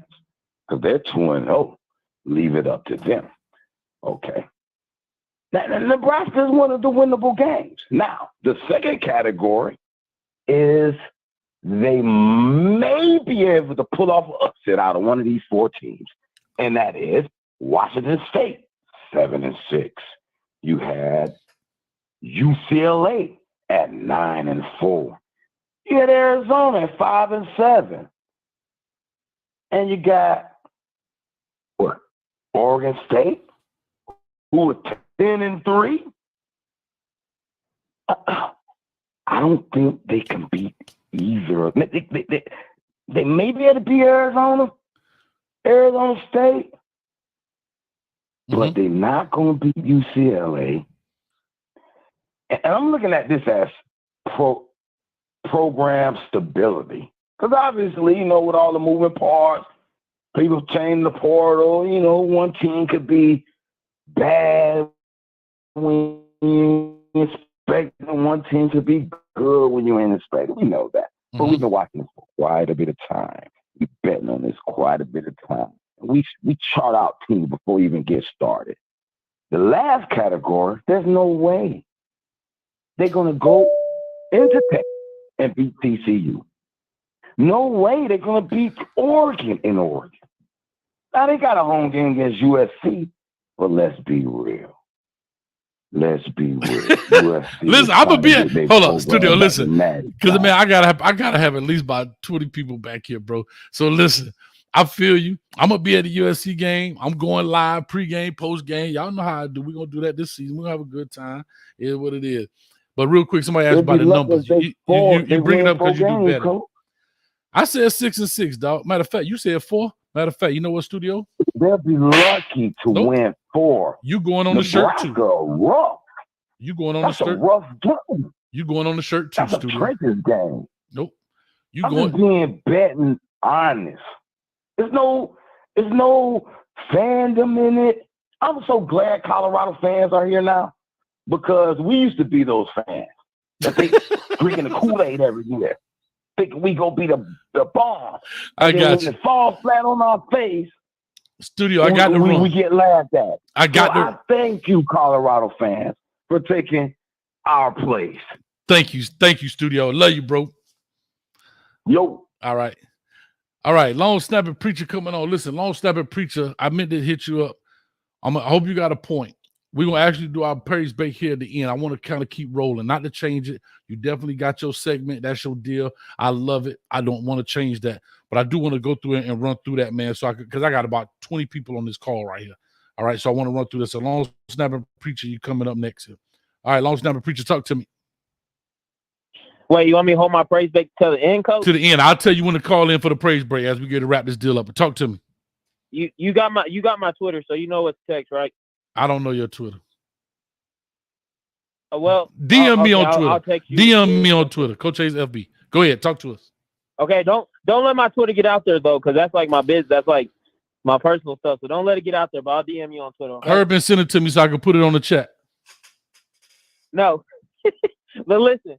Actually, I was gonna, but I'll hold the praise break till then. But actually, I'll email you. So the first question, I actually want to ask a couple questions or 2 questions. I want you to answer them, and then I'll hang up, and then I'll email you. I'll email you to email me. Okay. So first one is, I got my book. I You just finna want to cook? know. No, don't cook, because you got to answer these questions, and I want Colorado to answer. Colorado fans that call and answer. The first question is it okay to be concerned about Deion's health? Right? That's all I'm asking. Is it okay to be concerned from what we've seen from last year? Because I don't know how many people were following him last year that are following him this year. But from what we've seen last year to what we've seen this year at missing Pac-12, I think he had another surgery. And I'm not trying to hate. I want nothing but the best for Coach Deion. That's why I'm asking, is it okay to be concerned with Coach Prime's health? And that's something you can answer, and that the Colorado fans. I'm not trying to be a hater. I just want to know, right? And then second, Coach, I know you coached in Florida. I know Coach Chaney coached in Florida. Is it possible every one of these days we can get Coach Chaney on the podcast? So that's my 2 questions for you. I will email you. It's like I'll email you, and then you just email me back. Okay. You talking about Coach Chaney from Lehigh? Okay. You talking about Coach Chaney from Lehigh? Yeah. Okay, maybe. I know Coach Chaney he's a on little the Colorado staff. Yeah, I know who he is. But yeah, now he played at Florida State Yeah. with Coach Prime and all of that stuff. But yeah, I'll definitely see if I can reach out to him. I think he does player personnel. I'm glad you finished talking, man. Yeah, You be killing me, man. But I'll email you. I'll email you. That's it. All right, that's email. the 2 questions. I want you and the Colorado fans to answer. All right, so they can put that in the chat. First question is, yes, you have to be concerned about his health. Second, there has to be a contingency plan for his health, which should already be in place. Blood clots don't care it's football season, bro. Right? Like, if you know coaches have, like, I remember, matter of fact, Mike Bobo had some illnesses, but Coach Jerry Keel, who used to coach at Minnesota, had some illnesses and things. And you have to have contingency plans in place for when those illnesses come up. And I know they have one. They already have who's next in charge, who's going to be this. You know, don't get caught up. Now, I just want to say this. Don't get caught up with those titles. I know that my man Gary Harrell, Coach Gary Harrell, a.k.a. Coach Flea, is the assistant head coach and so forth. But a lot of those titles, and I'm not saying they don't have weight for him so far there, but a lot of titles help coaches get paid, right? You already have an offensive coordinator. You already have a defensive coordinator. No, I'm still here, Coach. Now, I know you are, but the chat went out. Did I lose y'all? The devil, look at that. Anytime we start talking, boy, the devil show up.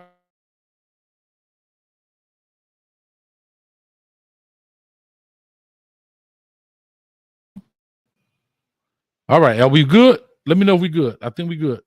Let me know if we good.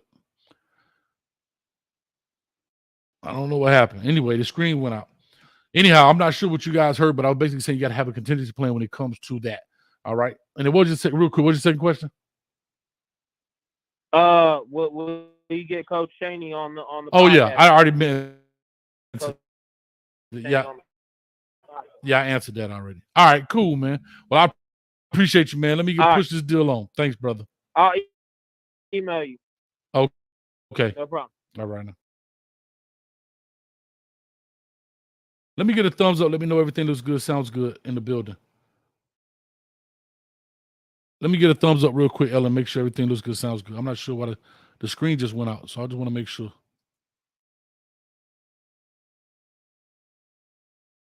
I'm gonna get these callers in, man. Man, y'all blowing up the phone line. I'm loving it. All right.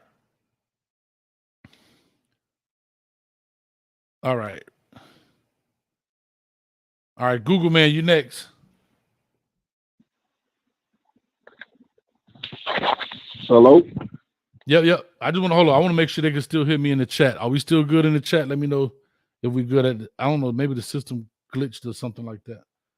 All right, we got, I think Tanisha said we good. All right. Google, man, real quick, man, talk to. I know you had a follow-up. You said Nebraska. Real quick, man. Just what's your quick follow-up? Yeah. First of all, I want to tell Missy Pooh that came online talking about what I was talking about for them teams. I think she misheard me. What I said was I'm trying to make a comparison to me knowing the knowledge about old conference and these dudes that's on Deion Sanders' jock, and they basically these dudes are Deion Sanders fans, but they gotta let him prove himself first. And another thing is this, so they talking about Colorado, and these people talking about Colorado and looking down on BYU. BYU right now will smash Colorado. Another thing, so because next season Colorado finna come to the Big 12. They got Cincinnati finna come in there. Cincinnati just made the playoffs just 2 years ago, Jack. Another thing, they got Houston. Houston a good team. And so I've been hearing these so-called Colorado fans, they really Deion Sanders fans, they be talking about, I've been hearing them going in the other team because they might have a quarterback that's not going to play. Houston's a good team. And then y'all kept on making mistakes talking about South Florida finna come in there. No, Central Florida finna come in there. That's a way better team than the other Florida schools. So I don't want. First of all, I love Deion Sanders. I want him to ball out and go do good. But you gotta give the team some time. Another thing is when they played at Jackson State, when they played in the bowl game, they lost both of them. And that's another point our boy made. So basically what I'm trying to say is when they played the best competition, they lost. So what the hell you think they're gonna do in the Pac-12 in this new season? That's why I say 6-6. Deion Sanders to win the Coach of the Year. I said that. Build a statue of Ego 6. Google, man, I got to push forward. I ain't even hit the timer, man. I love it, though, man. Let me keep pushing forward, man. I got to get some new guys in. I got CEO back in, E. Brown in the building, Mike Lowry up in this joint, man. Let me talk to these guys, man. Appreciate you, brother.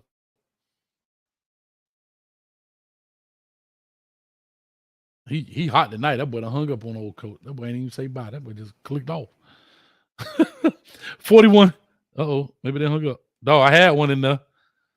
I'm sorry. Let me go ahead. 9025 next. 9025. Call or talk to us. Give us your name. Where you calling from? My name is Jonas, man.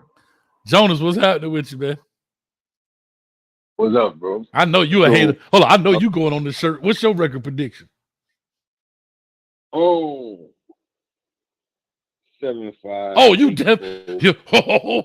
I'm putting you on the top of the shirt. You said 75. Matter of fact, I'm gonna make your stuff bigger than everybody else. All right, go ahead, Jonas. Talk to me. All right, so about the number thing. Like, I'm from Louisiana. Jamar Chase came to LSU as a 3-star, got number 1. Justin Jefferson came to LSU as a 3-star, got number 2. Like, the number thing is overrated, bro. Like, it's really not that big of a deal. Well, you know what, though? I'm going to say to Jonas real quick. It's not a big deal. But when you come out and you say players have to earn everything, then you have now created a big deal, right? And that's okay. That's nothing wrong with what Coach Prime said. There's nothing wrong with that. He's trying to build a culture of competition. Like he said, well, I remember this. Now, I don't remember everything like Sheila did verbatim, but I do remember when he first said everything he wants in that facility creates competition, from ping pong to this to that. So I understand that. There's nothing wrong with what he's saying. But, you know, again, we talk fandom and they this, that, and the other. I just brought up I posed the question because I thought it was an interesting point. But finish yours, Jonas. Yeah, all right. So, you know, like about the number thing ain't a big deal. So, and as far as the Charles Lester thing, this is a big deal for me. So, Charles Lester coming to Colorado next year if he commits. He's going to be the third cornerback on the depth chart behind Travis and Kamani. So you think You think he coming to Colorado to sit on the bench? Travis but Travis may be gone though. Remember, Charles Lester got Travis got to play. Travis got to play 2 more years, bro. Travis was a freshman last year. No, this would be year 2 for him. He got 1 at Jackson State. He's got 1 at Jackson State. Colorado. No, 2 at Jackson State, right? He got to play next year. He got to play next year.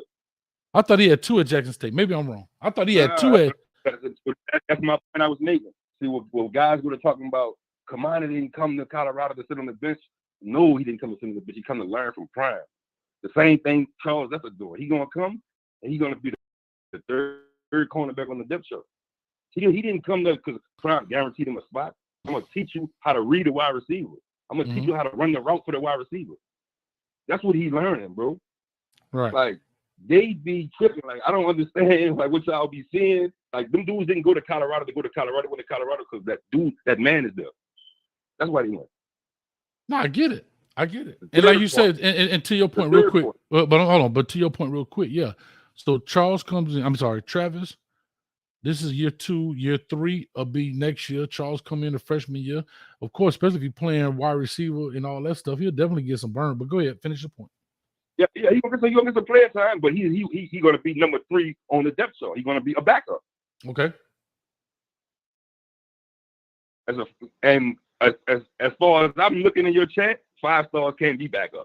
But next subject. All right, now what was your third point you asked about? I'm just talking about Big 12.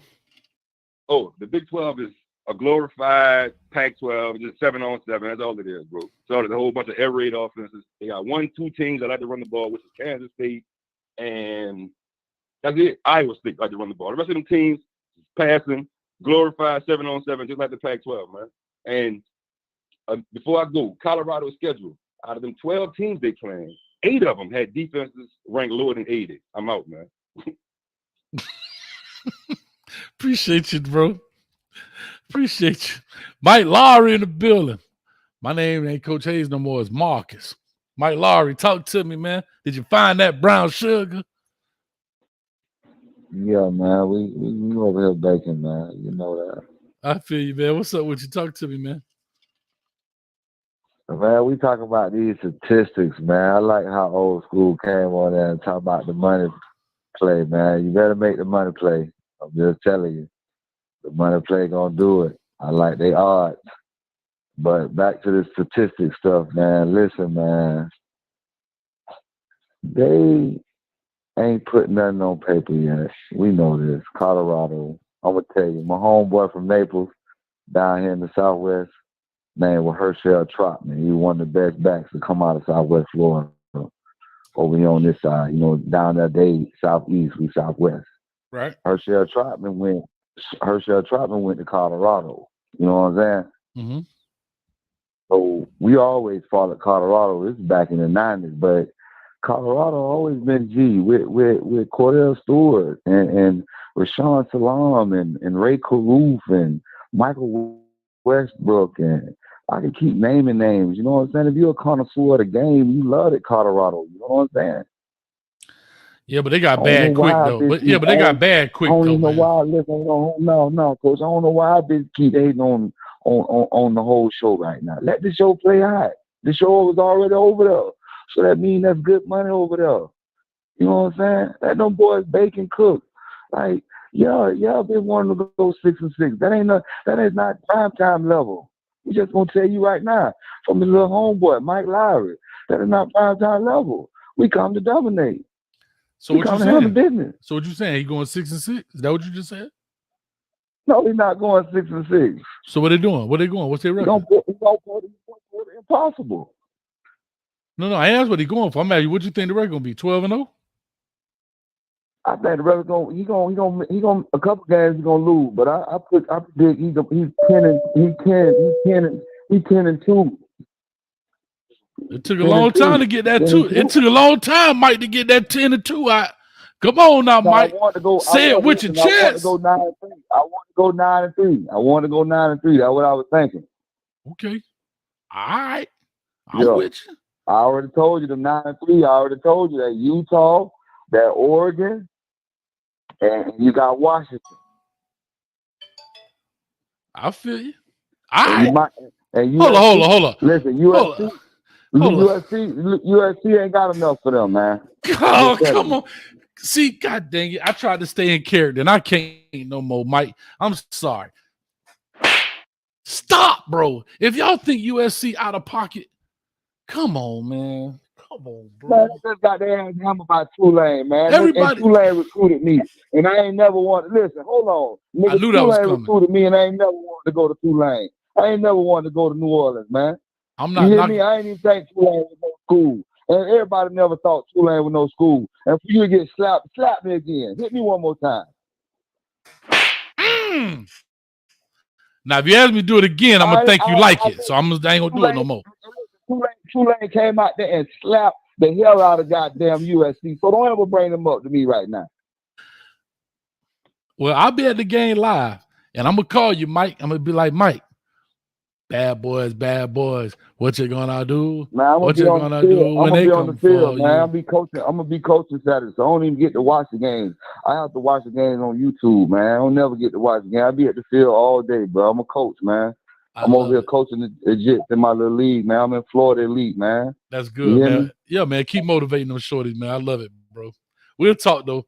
Yeah. Oh, God. Yeah, all right. Man. I love when I get to call in and holler at your dog because you know what? You keeping it moving. You keeping this thing G.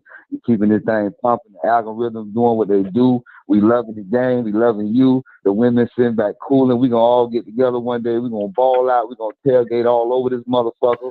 You hear me? I feel you, baby. Let's get it. I love it, man. Let's go. Let me get the next dude on here, man. Y'all calling in. All right, bro. Yeah, if you're a repeat offender, I mean, if you called in twice, right? I'm gonna have to push you down because I do want to give new people to call in. Now you good, mike. Appreciate you, baby. I was just saying if you call back in. If I want to call back in, but sometimes I like to sit back and just listen to everybody just rap. You know what I'm saying? Because I'm your main supporter. Don't never forget, bro. Already, Mike Lowry. That's right, boy. That's the ladies' man. Right. All right, Mike. Appreciate you, man. No, I was talking I was talking to everybody. I see some other repeat guys in the building. $26.99 coming to you. $26.99.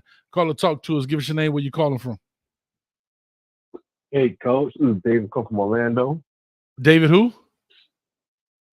David Loiseau. Come from Orlando. All right, David in Orlando. Talk to me, David. Man, you got 2 minutes, man. What's on your mind? Hey, I had sent you a tweet with the video of what Coach Prime really said. Coach Prime specifically said there's no duplicates for the starting QB. He is giving out number one. And in single digits, you got to prove be that man to get that single digit. The video's been there.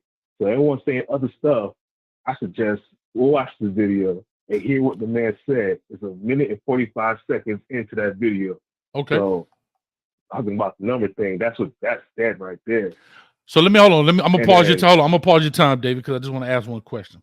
I do want to ask this question. I get what you said. He said he's for a single digit, you got to prove it, right? One is a single digit, but he also said he's going to pick that person. But what do you think? And again, I'm just posing questions. I know people, Coach Hayes is just devil's advocate. Yeah, whatever. I'm just asking. Do you think number one falls in the category of having to prove it, or he just pick a guy because I want to pick a guy? I mean, how did you interpret it when he said it? Not looking at it hindsight. When he first put the video out, did you assume number one as well had to be earned? I'm just asking. No, because you said number 0, number 1, and number 2 is off the board. Because number 2, starting quarterback, is not being duplicated. 0, I don't know who wants to be a 0. And that's when that one kid came up and said he wanted 0, so him sit down. And he said, number 1, I give that number out. Okay. But if you want to be a single digit, he even said that for an lineman will not get a single digit. But if you're that dog, you're that man, you want that single digit, you'll get the single digit. D-Mac got the single digit. He a lineman. So I got you. He's to his word what he said, he did it. Okay. It's in the video. He ain't lying about it. I see it right here, Trench Monster. And then everyone talking about the Pac. Yeah, everyone talking about the Pac-12. I played JUCO in California. And I can tell you this, talent in Florida run lap around any players in California, in LA. Like, everyone acting like the Big 12 got all this star power. I'm like, it's the reason why Deion went to Texas and Florida and all through the South getting players because Florida and Texas run college football at the top. So we don't know. He might be 6-6, 10-2. You don't know, but he ain't gonna be no 2-win season for him. I don't think so either. I don't think so. Pac-12 teams are not what people think. It's not the ACC. They like to talk down the ACC, but at least the ACC is where the SEC footprint, same talent. You might not get to the SEC school, but you're in the ACC school. So when Miami fans forget, you're competing with the SEC for that talent. The Pac-12, they're all trying to go after kids in LA. You feel me? That they don't take it serious. I had a far-star receiver that went to Oklahoma State. He was sitting behind Blackman. He went back and he quit the team because he didn't like playing football. But he was one step away from being a star at Oklahoma State to be drafted. Like, these are the type of kids that come out of California. They don't care about football like we care about football in the South. So that whole team had to be gutted. Keep them all out. If you ain't no dog, get them out. Bring all them boys that care about playing football, and that's what he got right now. All right. I mean, I'm with you, bro. Like I said, I'm all for it. I really don't have anything to dispute. Like I said, I'll look at the video. I can't look at it now, but I'll definitely take a look at the video, and we'll see what's going on with it. Sir. Cool, hey, man. Keep it up, bro. I'll be seeing your video every night, man. I appreciate it, man. I appreciate you, man. Thanks a lot, man. And I hope the Canes come back because, I used to be a Florida State fan before Norvell came there, but I used to love the rivalry when Miami and Florida State were the top of the food chain. We need to get that back. We need that excitement back in the state. Got to make it happen, dog. They call, hey, I'm in a Twitter war right now. They said it's Florida State, Florida, and UCF is the big three now. They kicked Miami out the big three, man. What's up with that foolishness? Hey, I ain't gonna lie. I refuse. I jumped off the boat when they picked Norvell because I said this. Norvell never beat UCF. So how are you picking a coach to take over Florida State that cannot beat UCF? He didn't build Memphis. Like, come on now. Hey, man, I'm gonna leave that up. I'm gonna leave that up to the Noel fans. Until he recruits players out of Florida and put them in the league, I'm not hearing it. He's doing the transfer portal thing. That's why he's doing that. I ain't seen him putting out one player from the state of Florida that he recruited in the league yet. All right, man. I keep telling him that on Twitter. I appreciate you, bro. Thanks, man. All right, man. The transfer portal. Very interesting concept right there. Very interesting concept. We don't like Mike Norvell using it, but Coach Prime uses it. It's not a problem. I'm just talking trash. Being messy. Sorry. Real quick, I want to show some love right here to on this thing acting up. Get up there on the screen and stop acting up. Shout out to love to Cash App, $7 from Luxury Vacations. Appreciate you for the $7 right there, man. Thank you so much. I really appreciate it. I ain't seen you in a while. Where you been, Luxury Vacations? Appreciate you there for the Cash App. All righty then. Let me go in and get to E. Brown in the building. God doggy, this is going to be scrub talk, nerd talk. Let me slap his face. Matter of fact, I'm not going to slap E. Brown's face. I'm going to slap him on the top of his head because he pulled up to the scene with a ceiling missing. Talk to me, E. Brown. Well, good morning, Coach. And see, there you go with this. It's 9 o'clock. It's 10 o'clock at night. You talking about good morning. You better be in doggone Italy somewhere. Well, we've been talking a bunch about wishing on a star and coaches making you believe and all that make believe stuff. So we may as well just go ahead and wish you a good morning or what have you. But the thing is that I feel like you've gone on a blind date before. I mean, it's like we're on a blind date. We've been prepped to go on a blind date. We've been prepped to go on a blind date right now, and we're listening to all this talk about what Deion and Coach Prime is doing, and what this player getting the number one is gonna do, or whatever. We're all getting prepped, just to go on a blind date, and we're not gonna know anything until you open the door and see whether or not it's gonna be. You'll see the pretty girl there, or you're gonna see Dolly there. Okay, that's where we're at right now. So right now we're just having a bunch of having a bunch of pontificated nerd talk about numbers and all right. All right, forget all that. Forget your who's doing this pontification. and whatever. Forget all your But point. let me Hold on, you got a minute. I don't want to hear your soliloquy. I want to hear what you got to say. What is not nerd talk? I want to hear your talk. Hold on. It is the doggone E. Brown show. Somebody say he ain't lying though. Right, hey, NLMB say he ain't lying. He ain't lying though. Yeah, I know. I'm not lying. I'm telling the truth. We're just twisting and twirling and wondering what our blind date's gonna look like. And the blind date is the Colorado Because we're in the Buffaloes. slow part. We're in the slow part of You know, football. That's what. Hold on. Can I tell you this? The months of May, June, July, and August are pontification months. This is all we can do because none of us know. I don't care what fan you are, unless you literally on the coaching staff, unless you right there in the thick of things. This is exactly what it is. Nothing but speculation and what ifs. That's it. Guess what? I could be saying, hold on, they could be saying 12-0, they mess around and go 0-12. I could be saying 0-12, they mess around and go 12-0. Nobody knows. But you know what, Coach? You know what? You said it was my show, so you took away about 20 of my second, my time, so 20 seconds of my time. So, but the thing is that on a pack of cigarettes, you have a warning label on there that says, "Hey, if you smoke this could happen, this could happen." So what we need to do is when we're pontificating and we have a nerd talking, we're talking about scrubs and we're talking about numbers and stuff like that. We should preface the conversation by saying, "Hey, this is pontification, so don't take it serious." And if you look at the message board, you listen to some of the callers call in with some of the fervor that they have. The fervor. They actually believe. They actually believe that you can actually sell them that Santa Claus and the Easter Bunny exists. They'll actually believe it. And I've sat back for. Hey man, it's kids watch this show, E. Brown. It's kids watch this show. Yeah, but you know what? I mean, ain't nobody in a red velvet suit's gonna come down my chimney, okay? All right, you just gotta say that. You just gotta preface it like that.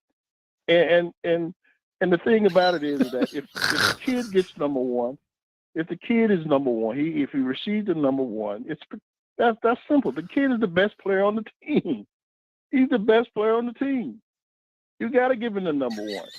All right, the other kid who's coming in, he wants to come in and he wants to play, to be coached by Coach Prime. There's nothing wrong with that.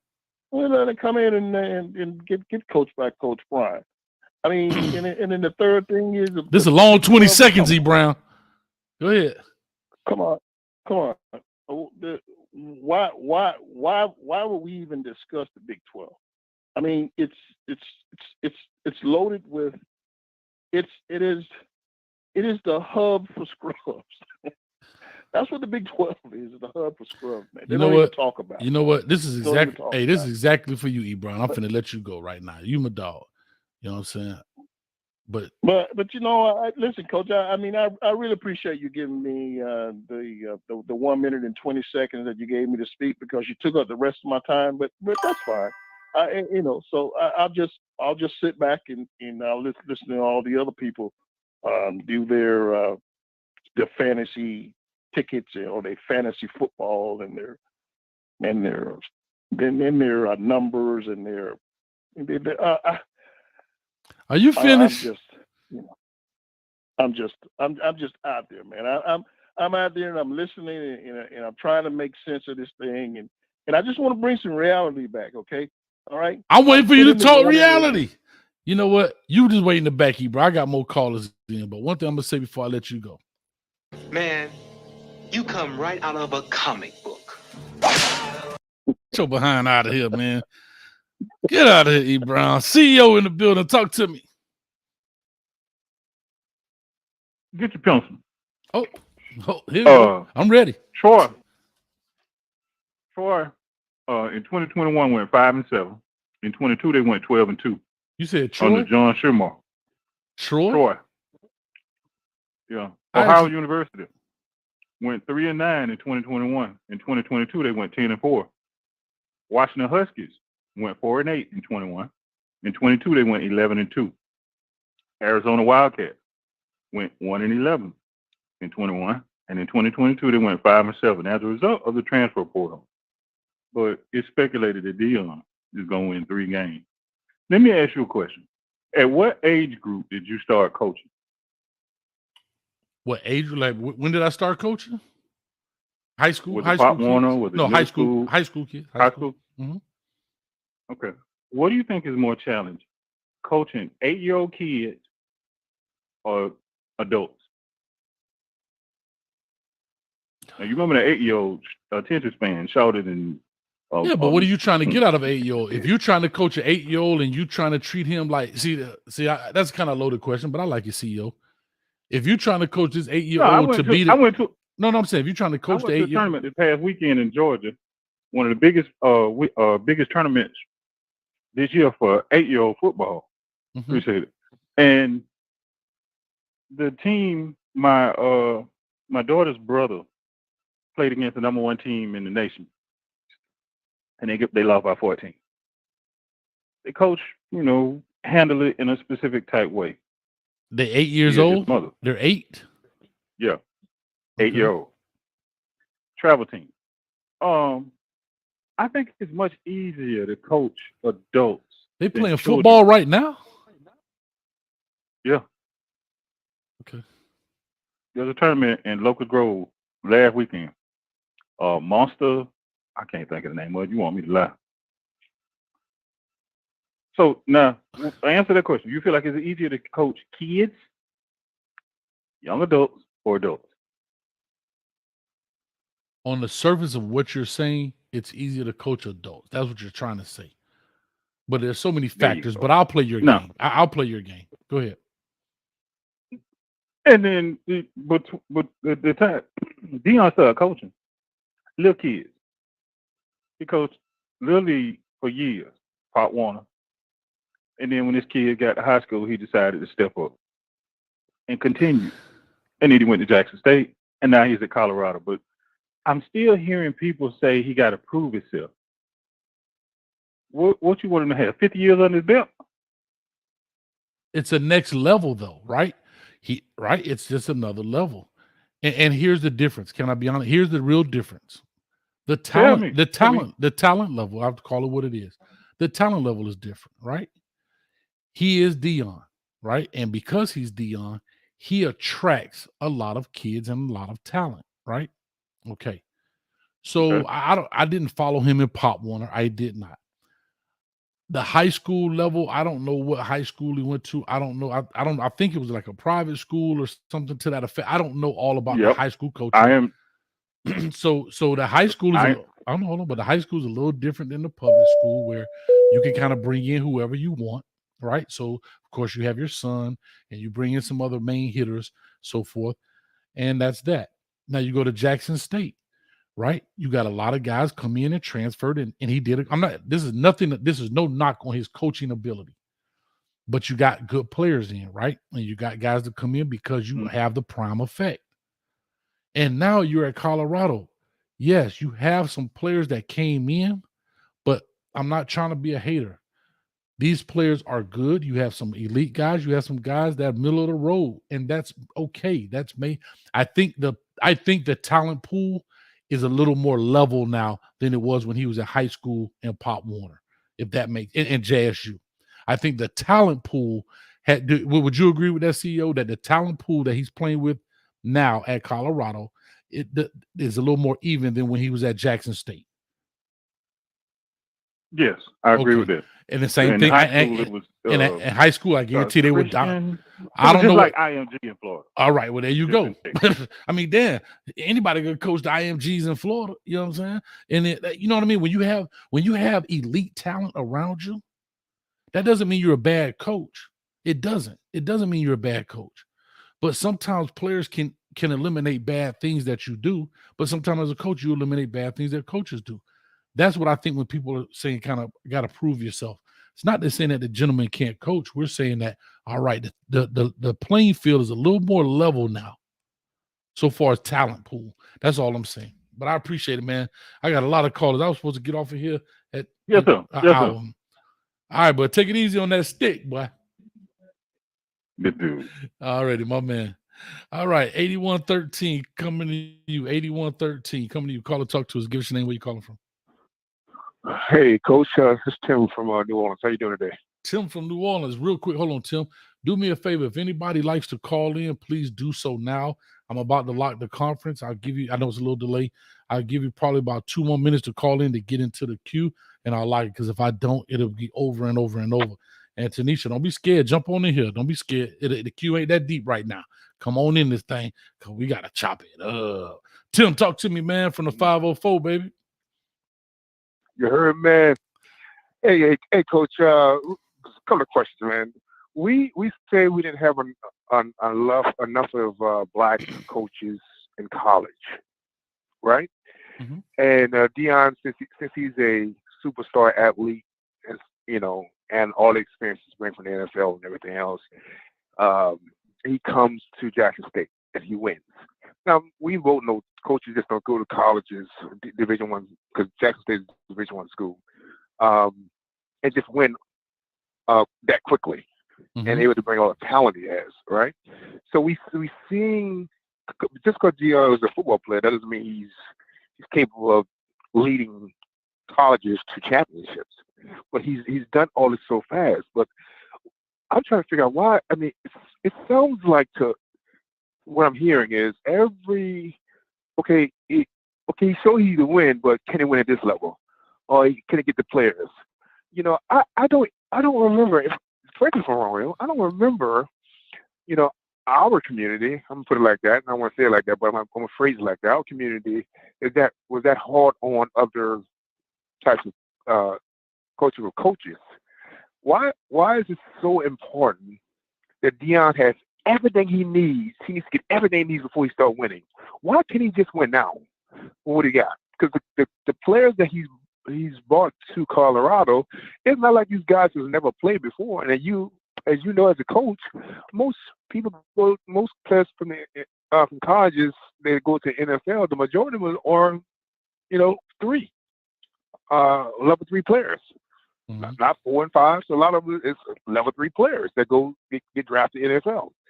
So looking at the people that he drafted from other schools, I'm not drafted, but got support from other schools, and what they've done, they managed to do so far. I mean, I just understand why there's some noise about whether what he got is going to be enough, or he needs a couple more years to do what he needs to do. I mean, I'm trying to figure why the language is always like that. All right, so first I'll just answer this quickly. You're in uncharted territory, right? No one has ever flipped a roster like this. That's one. Two, there's some inexperience in there. That's just a reality. This is not a knock, right? It's just a reality. This is not a knock on Coach Prime, right?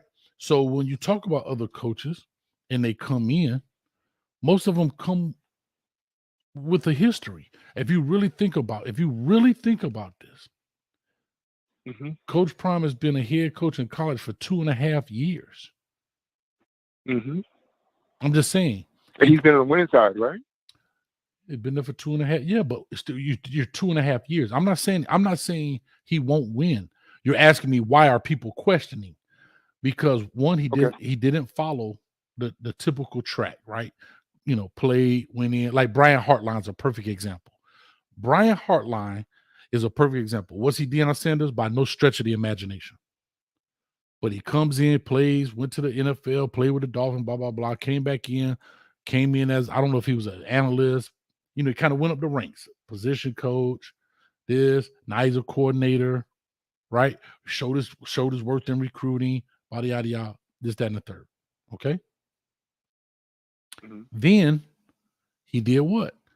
Now he's earned his way. He'd probably be the next head coach somewhere in some form of fashion. Coach Prime has not done that. Yes, I understand it is the prime effect. Oh, it's the prime effect. But the difference is he has the star power, right? We go look at Eddie George. Why didn't it work with Eddie George? You can't say he wasn't a very good player. He wasn't. I don't think he's Deion Sanders, but I believe he's going to be a Hall of Famer. You go look at Hugh Jackson. So Deion is Hold on. But go look at Hugh Jackson. Go look at Hugh Jackson at Grambling. Hugh Jackson was an NFL coach. Did he win all his games? No, because he doesn't have the star power, right? He doesn't have the star power. But that's where I think sometimes the star power may or may not run out. I'm not saying that it will or won't. And when I say run out, I'm not saying it's going to be a catastrophe. I'm saying that you still got to play this game. That's the beauty of it. You're not winning just because you talk a good game. It's like boxing. You can yap, dude coming in, put you to sleep, and that's the beauty of it. It's different than Floyd. I keep bringing up Floyd. See, Floyd Mayweather is talking trash, but his wins and losses truly depend on him. You know what I mean? He's not the head coach. It's him. Right. Deion Sanders, and again, here's another thing. Deion Sanders, too, through his flamboyant persona, and I'm saying that as a extravagant guy, he puts the target on his back, kind of like Floyd does. So once you put targets on your back, you gotta expect the arrows. I'm sorry. Yeah, you gotta expect the arrows. Mm-hmm. Real quick, the second part is this. Okay, so Deion is 57 years old. He didn't start coaching fast enough to get to where he is at a lower age. He has to do it fast. As you can remember, he said, "I have time. I don't have time to get it right now, because time is essence through this age and everything else, and all the other problems he has." So we're looking at him like, okay, so you didn't take the normal track to get to your position, right? Correct. They were looking for him. He accepted the job. He brought all of his bravado and everything with him. So are we saying just because he did that put doubt in mind just because Deion is talking this championship tone or I'm going to win tone? So do we have to be quiet? No, you don't have to be quiet. We are. All right, because I got to. Let me finish. Okay, I gotta go. I got people in the table. Go ahead. We got to be quiet. Okay, we got to be quiet of who we are, because so we're supposed to be mute and just coach and don't say nothing and don't bring no attention to ourselves. Because every time we do that, not all our people but other people say, "Oh, he's just too loud. He's arrogant and blah blah blah." But when he wins, then we have a different tone. Thank you for giving the extra. All right, real quick, I'll say this. Notice Coach Prime has never said 12-0. See, that's what a lot of people assume. He's never said that. He said he came here to dominate. Now, people assume that means 12-0, but as a head coach, what is he supposed to say? Hey, we came here to go 500? No, he's not supposed to say that. Every football coach across America, from Pee Wee to the NFL to even when they go to the Pro Bowl, and that's just for fun, the head coach talks about dominating, winning the ball game.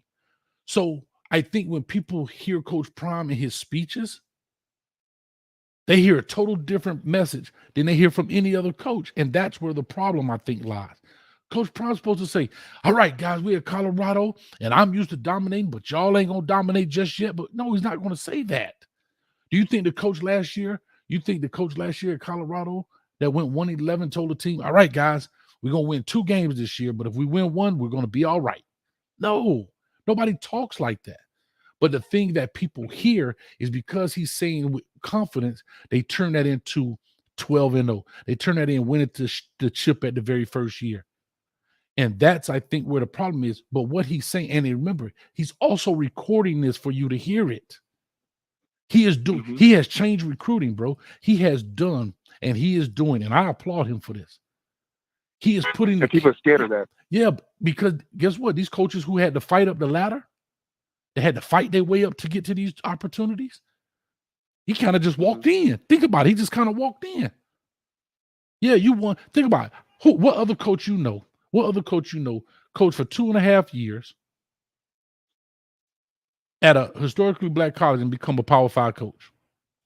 Nobody. Not many. One. That's him, right? I don't know any coach. He can't help it if I know he can't help it. Him, I know he can't help it. But what I'm saying is this: I'm back to what I'm saying about the fan base. You guys hear one thing and think it means this. But I got to run, man, because I got a lot of people in the building. Appreciate you, man. Thank you so much. Thank you, brother. 3440 coming to you next. Caller, talk to us. Give us your name. Where you calling from? Hi there.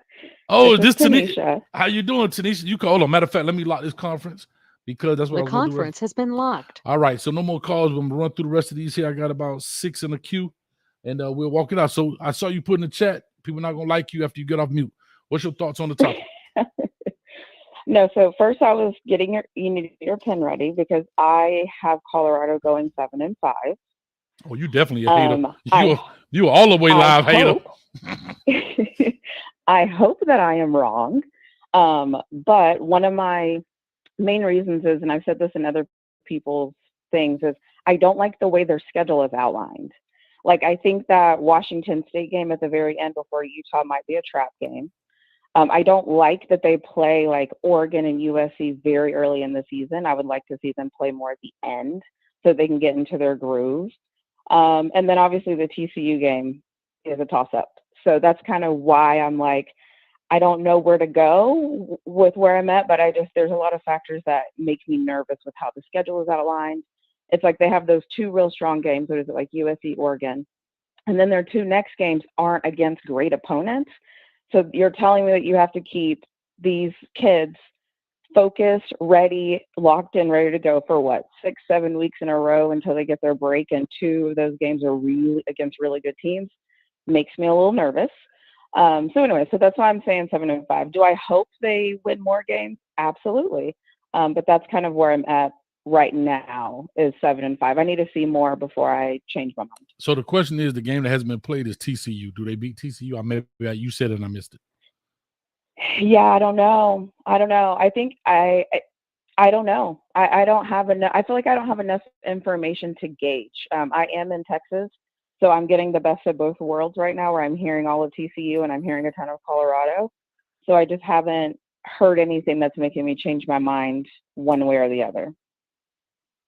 Yeah, you straight up hater. Let me write that down. Hater. Yeah. If me being logical and thinking through this makes me hater, sign me up. I'll be the captain of the hater crew. They call her Tanisha Hates. Yep, that's you right there. That's it. But no, like I said, I just try to look at things logically. Even like the last caller, Tim that called in. You know, I think that's why a lot of target is on his back, is because of how he came in. See, the coaching profession, and I hate to say this, even as black coaches, right? And I just call it what it is. We even have a hard time climbing the ladder, right? Just going through it. We see guys like, I remember going on college trips. Dudes used to pick me up from the airport. They're coordinators now. And we can't even get a job. We can't even be a GA. Like, because I have players, those dudes were GAs. Hey, Coach Hayes, pick you up in the car. Take you. How you doing, Coach? These dudes are now coordinators. There's so many opportunities. So that's what's happening. Am I blaming Coach Prime for doing it? No, I'm just trying to explain to people why there is a lot of hate, because he skipped a lot of steps in this process. I think similar to what I think the last caller said something about, like, should he dim himself? No. Or should he? I don't think it's about dimming his light. I just think that because he's new to this, he's going to get confusion and comments and people questioning it because they've never seen it. But and that's just how the world works. Until you've seen it, you can't believe it. That's just real talk. But it's similar to like him jumping and being where he is as a coach right now. A lot of black men probably never thought they'd see a day where a black man was able to jump the ranks, but now they're seeing it. So it's opening up more possibilities. And, you know, not to talk about politics, but the same thing happens in politics, right? You see something and then people start to change their mind and it opens up what they think is possible. And so I think that also, though, brings fear, because you have to also think about the power structure that he is now infiltrating. Exactly. And that fear is causing them to also want to push back against Prime. And so I think that's why a lot of Prime fans, me included in this, get annoyed when some people are like, oh, there's no way, there's no way, there's no way. And I'm like, I think they're saying there's no way because they realize there's a power structure that he's breaking. They don't want there to be a way for him. And Tanisha, I'll say, I'm sorry to cut you off, but Tanisha, I'll say this to that point. You're 100% right. And here's the deal. If he is successful let's say he goes 12-0, he has now, think about what he has just done. And I've said this before. He has now changed the way in which the transfer portal will be used for brand new coaches across this country. See, no other coach, this rule was in place, but no other coach used it because no other coach, can I be honest? If Coach Hayes, if I was Coach Hayes and I took a job at Sidewalk University, and it's terrible, right? I couldn't do what Coach Prime did. One, I don't have the star power, and two, I would have committed career suicide if it becomes a failure, right? If I gut the roster, you know how many emails and phone calls I guarantee that administration faced for all those kids who got put off that team, from parents, boosters, that knew somebody, and Rick George had to weather that storm. But if I go in as a regular guy, regular coach, I can't weather that storm because I need that job. Coach Prime doesn't necessarily need that money. He can go in and be that radical. Most coaches can't be that radical because if it doesn't work, you'll never work again as a coach in this job ever. You understand? And so now when he shows that, if he shows that it works, now one of the negotiation tactics when I go to get this new job is, hey, I'm a first-year head coach at X university, and I need your blessing as the AD and administration to gut this roster and start over. And that's what they're scared of. Right, I agree. And that's what I'm saying. And everybody isn't Deion Sanders. They're just not. They will never be. And that's what sets him apart. And I think so many people get so caught up in his name and forget what he's trying to do. And even like back when you made your apology video about him, right? Like he's trying to do something now that's bigger, that if it works, it's going to change the game for Black head coaches. It's going to change the game to how to build a roster. It's going to change everything. And people are terrified of that. And so, I agree. Like I said, there's part of people that are hating on him because they don't want him to be successful because what it means for him to be successful. But then the other part of them are actually probably scared of, what if he is successful? Like, what does that mean for let's be real, what does that mean for the University of Miami? What does that mean for Ohio State? Like, what does it mean for these schools if this Black man comes in and changes the game? Mm-hmm. Everybody's like, what does it mean? We don't know. I agree with you. And to Colorado, like I said, I've always had this thing about that. Coaches come in and they get what? Like, let's call a spade here now. Ain't like Deion came and got the greatest job, right? I've always said that. True. We always get the worst job. You go look at Lovie Smith, right? Lovie Smith get the worst jobs. We Tony Dungy, when they took over Tampa Bay, right? Got the job. John Gruden comes in and reaps the benefits, right, of the Tampa Bay Buccaneers. Lovie Smith loses a playoff game. He was 10-6, right? He didn't go to the playoffs because of Green Bay Packers. He can't get another job. Then he gets the Illinois job, right? I mean, if you look at these coaches across the board, we don't typically get good jobs. So when he left Jackson State, I said this too. I'm like, dang, he go up, but what job does he get? The second to the last worst school in the country. Yep. The 131st ranked team out of 132 teams, he get 131st ranked, right? And so those are the type of things. But you see other coaches, that'll come in and get on. Matt Rule, here's a perfect example. Like I look at Matt Rule. What did he do to get an NFL job? Turned around Temple and Baylor to go down. Cliff Kingsbury gets fired. And these not hate. These are just actual fact. Cliff Kingsbury goes 5-7 at Texas Tech and becomes the head coach of the Arizona Cardinals. At Arizona, yep.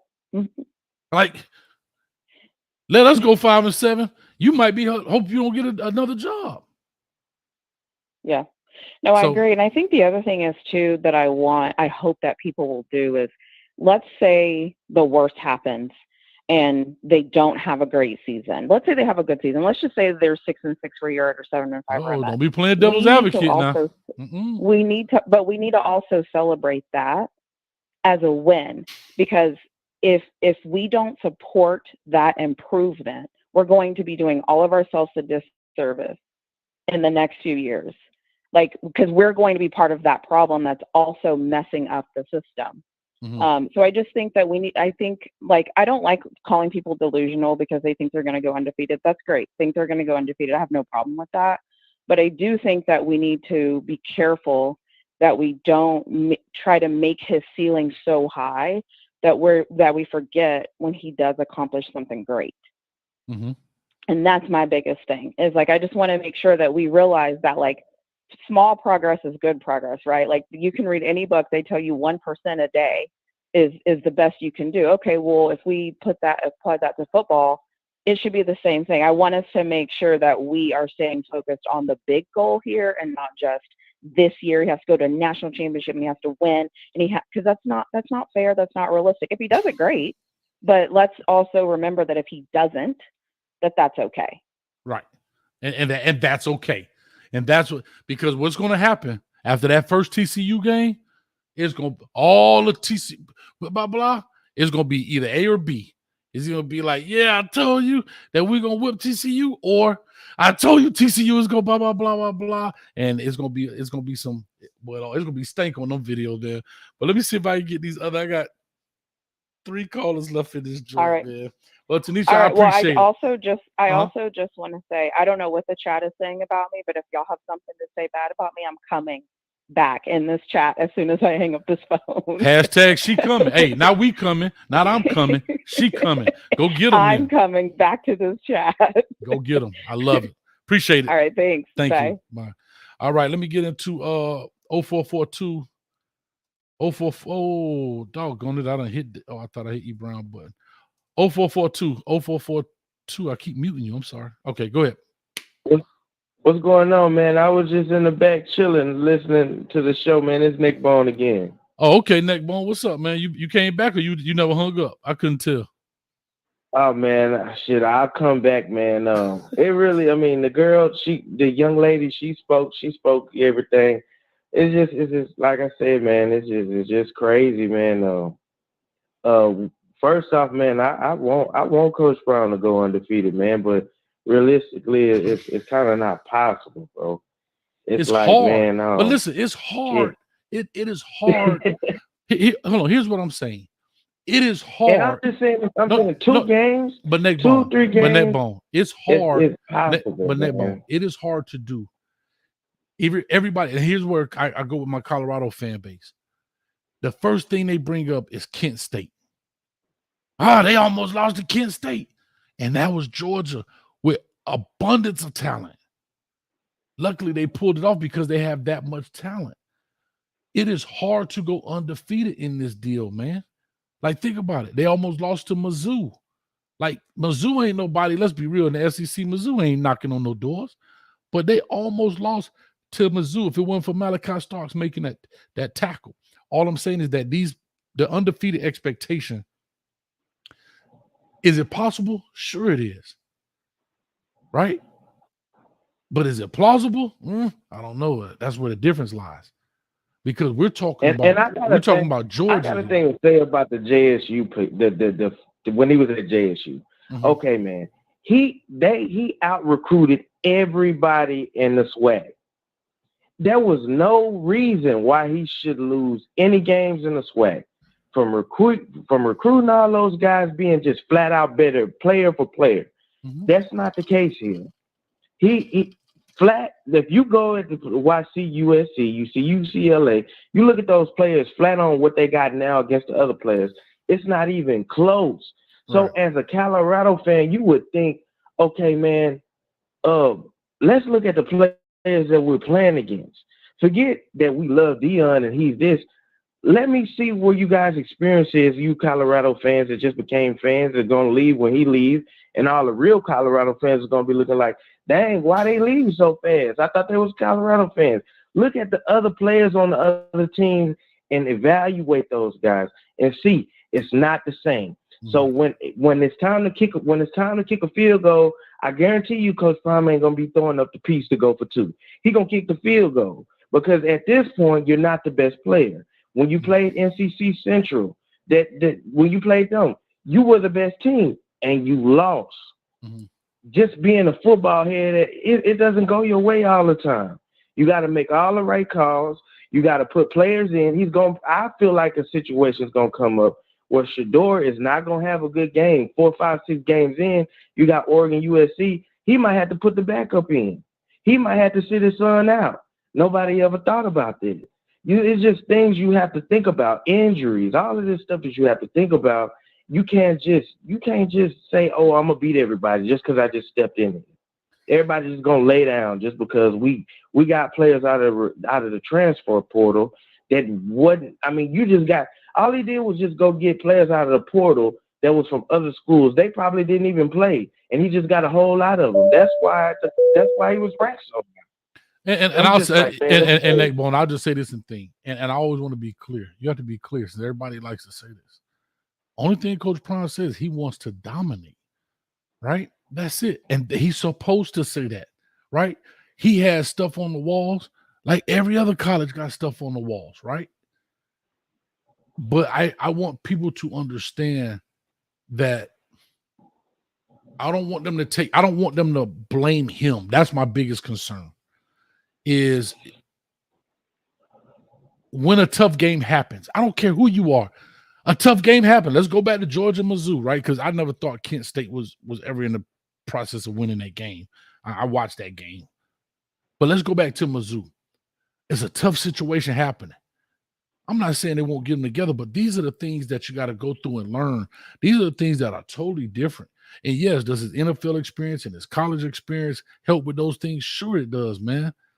It does. And he will be fine, bro. I just don't want people to think what they think he's saying is what he's saying. Oh, is what they're saying. I meant to say it like that. Right? I want to dominate. Right. I came here to win.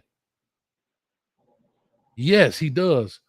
But he's also not saying that's 12-0, because I remember that same clip. He said, people asked me about the record. Hold on, people asked me about the record, and I wanted to go 12-0, but I don't know if you're with me yet. That's beautiful what he said. You know why?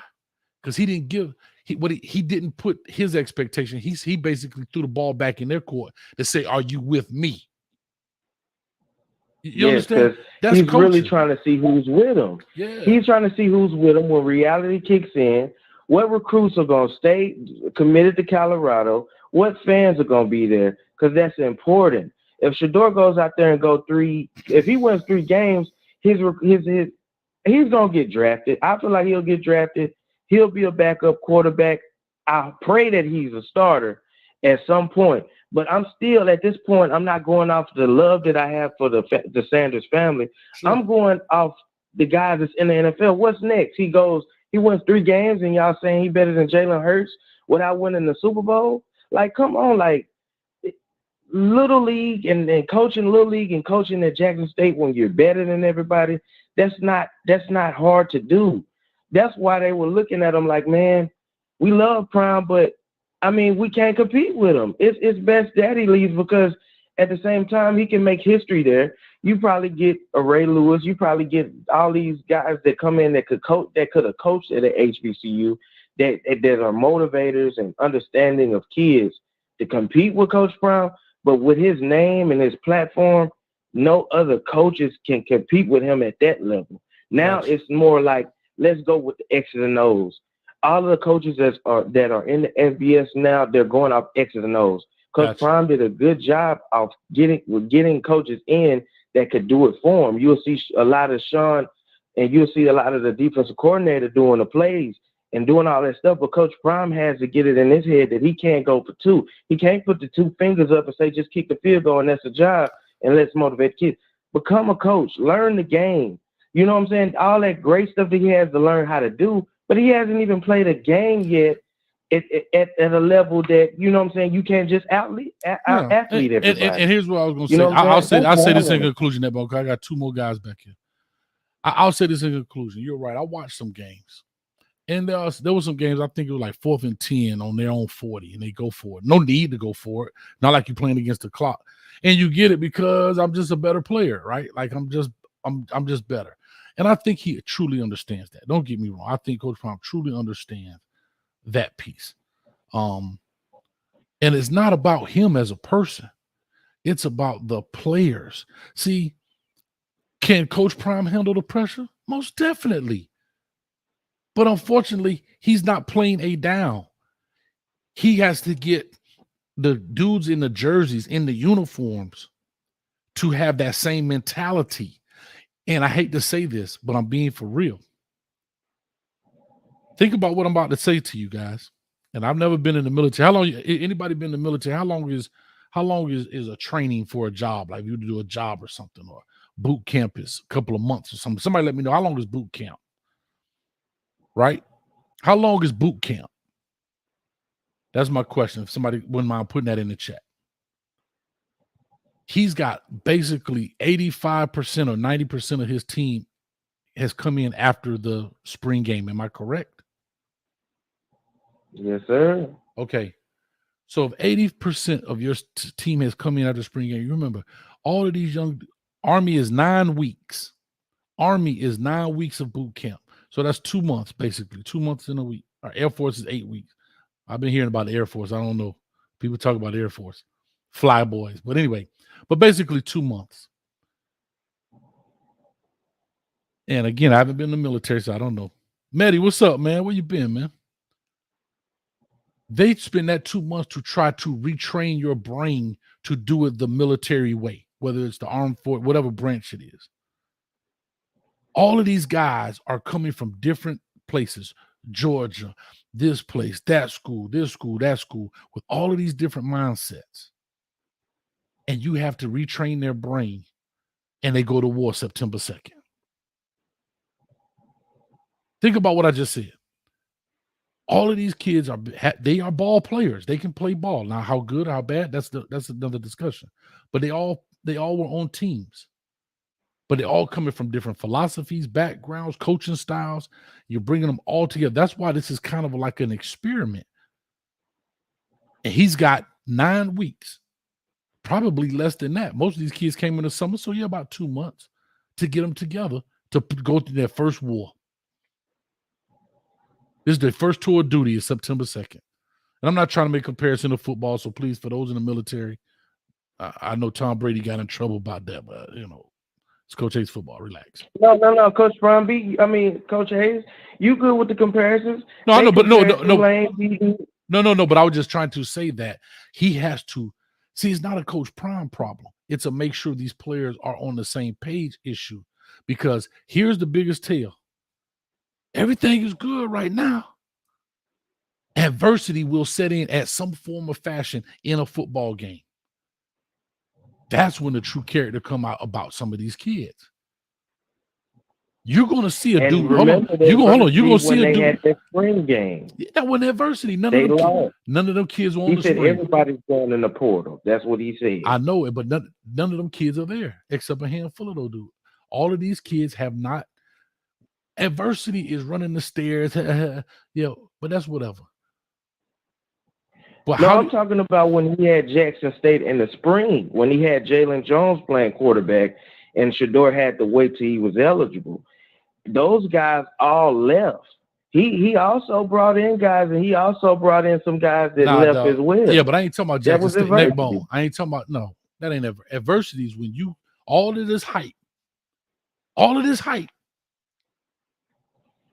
it started going south real quick. Not saying you're losing, but the momentum shift in the stadium. See, if you ever coached and played, you know how I feel. That momentum shift in that stadium on you real quick, right? Or a dude get that PI call that shouldn't have been, and now that player start nutting up. Or they jump out on you 14-0, 21-0, and that dude on the sideline acting a donkey. See, that right there is, I hope I'm making sense. Like, yeah, going through the running and conditioning, I'm tired. That's a form of adversity. But when you put all that hard work in, and that dude in front of you just stronger, when that dude grab you by your shoulder pads and you could feel, if you ever got grabbed by a dude and you could feel the strength in his hands, and you like, this the second play of the game, you like, God dang. Get up off me. And now, get up off. Now they start doubling you. They start wrapping that dude around. I'm just saying, that's adversity. People don't realize that if you ever put that helmet on, you ever been on the sideline, you know what it is, bro, when you look through that other dude's face mask and he just grabbed you by your throat and the ref ain't calling. You know when a dude's strong. On that very first play, you're like, damn, but that boy bench your Volkswagen engines, boy. That boy, hey, that boy strong.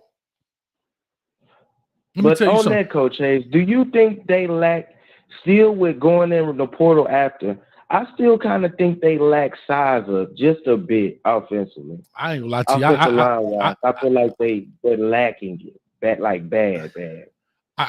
I look at some of those guys. I think it's more depth than it is size, to be honest. You're in a bang sport. You're gonna get an ankle rolled up, you're gonna get a knee rolled up. You're in a bang sport.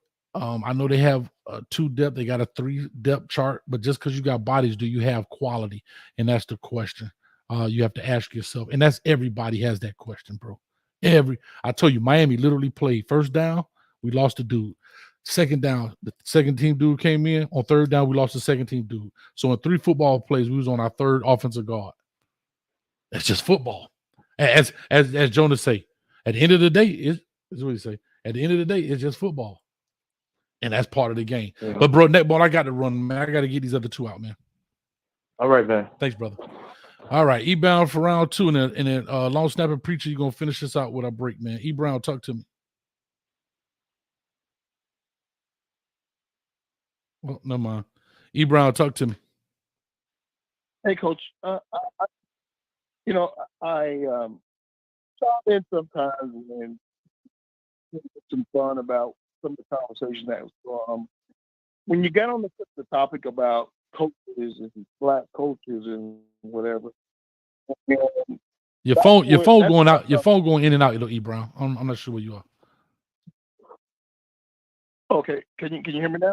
Yeah, it seems better. Mm-hmm. Okay, the thing is that when you share information, you share information that. I mean, it's like the black coach that prominent. E Brown, I don't know where you are. But it's going in. We can hear like every other word. I can only hear every other word. Okay. You got a Bluetooth or a speakerphone or something? I don't know. I don't know. I just wanted to touch upon it. I don't know if you can hear me good or not, but if you can't hear me good, I'm just gonna and I'll talk some other things. Mm-hmm. Okay. Yeah, right? Go for it. If you can't hear me, go ahead. Okay. What I was